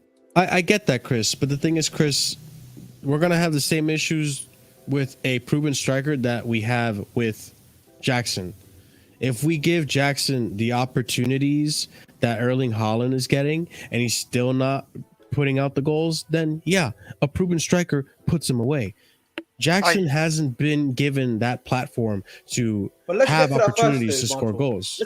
I'm not saying throw Jackson out completely, by the way. Like, I just think Ivan Toney, I don't know how many chances he gets at Brentford, but I'm sure it's not like Man City numbers, and he gets a lot of numbers too. I just think, like, working with the two, like, as rotation or playing both at times, I don't know, but, like, if the manager wants Ivan Toney as well, I'd be all for it, especially after that. Yeah. But, like, just working with both, because we need 2 good strikers. I think we just need, look at City, you know, they got Alvarez, who's a great striker. And he gets to start behind Haaland at times as well, or comes off of the bench. Exactly, yeah, fair enough. I think that's a great option to do, but like that's what I really want. It's just what I want. And I hope bringing in that striker I hope we're not bringing in a striker to replace Jackson because we think he's going to score goals because Jackson's not proven yet. I hope the idea is what you said, Chris, is to bring in Jackson, or not to bring in Jackson, to bring in a Tony who could potentially work with Jackson, who could potentially work in this formation to create chances for either of them to score goals. I think the issue right now is we need to give our strikers a place to flourish and to have the opportunity to score goals. If you put Jackson in Man City instead of Haaland, does Jackson perform better, or is he still performing like he's performing now? That is the true litmus test, in my opinion. You put them in that position and you see how they play. And if they get results, then they're a striker. They're a good striker. It's just we're putting him in an environment where he can't flourish because he's not given enough clear-cut chances. You can't expect, this isn't FIFA, you can't expect a striker to come in, get 2 chances, and just score those 2 chances. I don't think those strikers really exist. They don't. They get plenty of chances. Harry Kane and stuff like that. No, not even Harry Kane. Not even Harry Kane. Harry Kane is more clinical and it's literally like very rare for you to have a striker who is able to do what Mandem are asking for. Like, you know what I'm saying to you? Like, what these guys, you're asking for a guy that is at least getting a 50% conversion rate. Ronaldo? CR9? No, not even that. Like, here's the thing. You've got to remember, when we signed Nicholas Jackson, he was coming off a season in, he was coming off a season in Spain where he was the most clinical striker in that country, in that league, more than Benzema. So, clinicality doesn't come by you being like, oh, I'm Karim Benzema, I'm Harry Kane, I'm Erling Haaland. It's a very rare thing to come about, and oftentimes it's based on skewed data and stuff like that. So, it's quite a flawed stat to look at, to be honest. Yeah.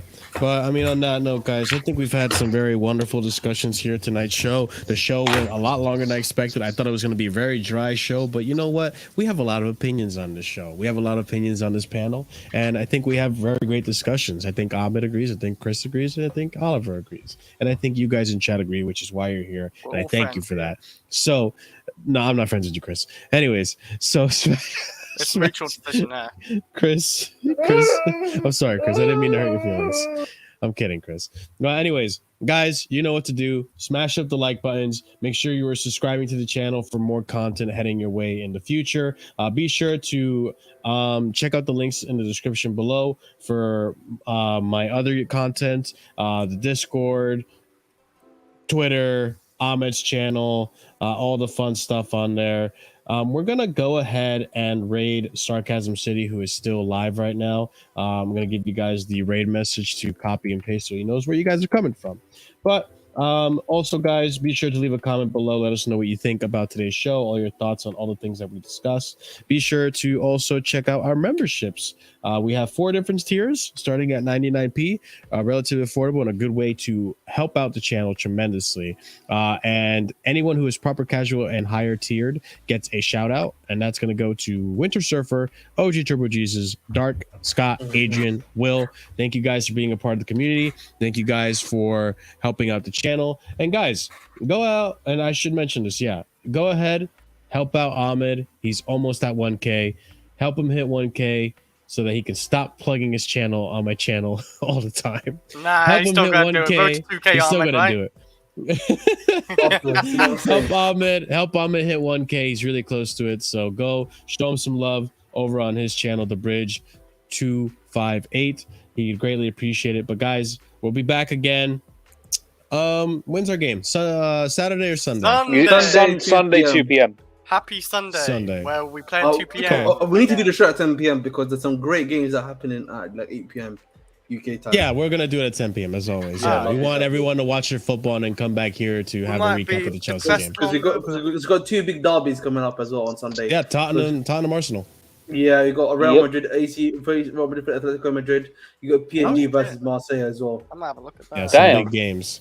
So yeah, big weekend for us, guys. You're probably going to see us on Saturday for another Casually Chelsea show since the game is on Sunday, and then Sunday again for the review of the game. So tune in, hit the bell notification so you don't miss out when we do go live. As always, we're going to go ahead and raid Sarcasm City, say hello to Flawless. He's just as depressed as us Chelsea fans. But you guys have a wonderful night, and as always, stay casual.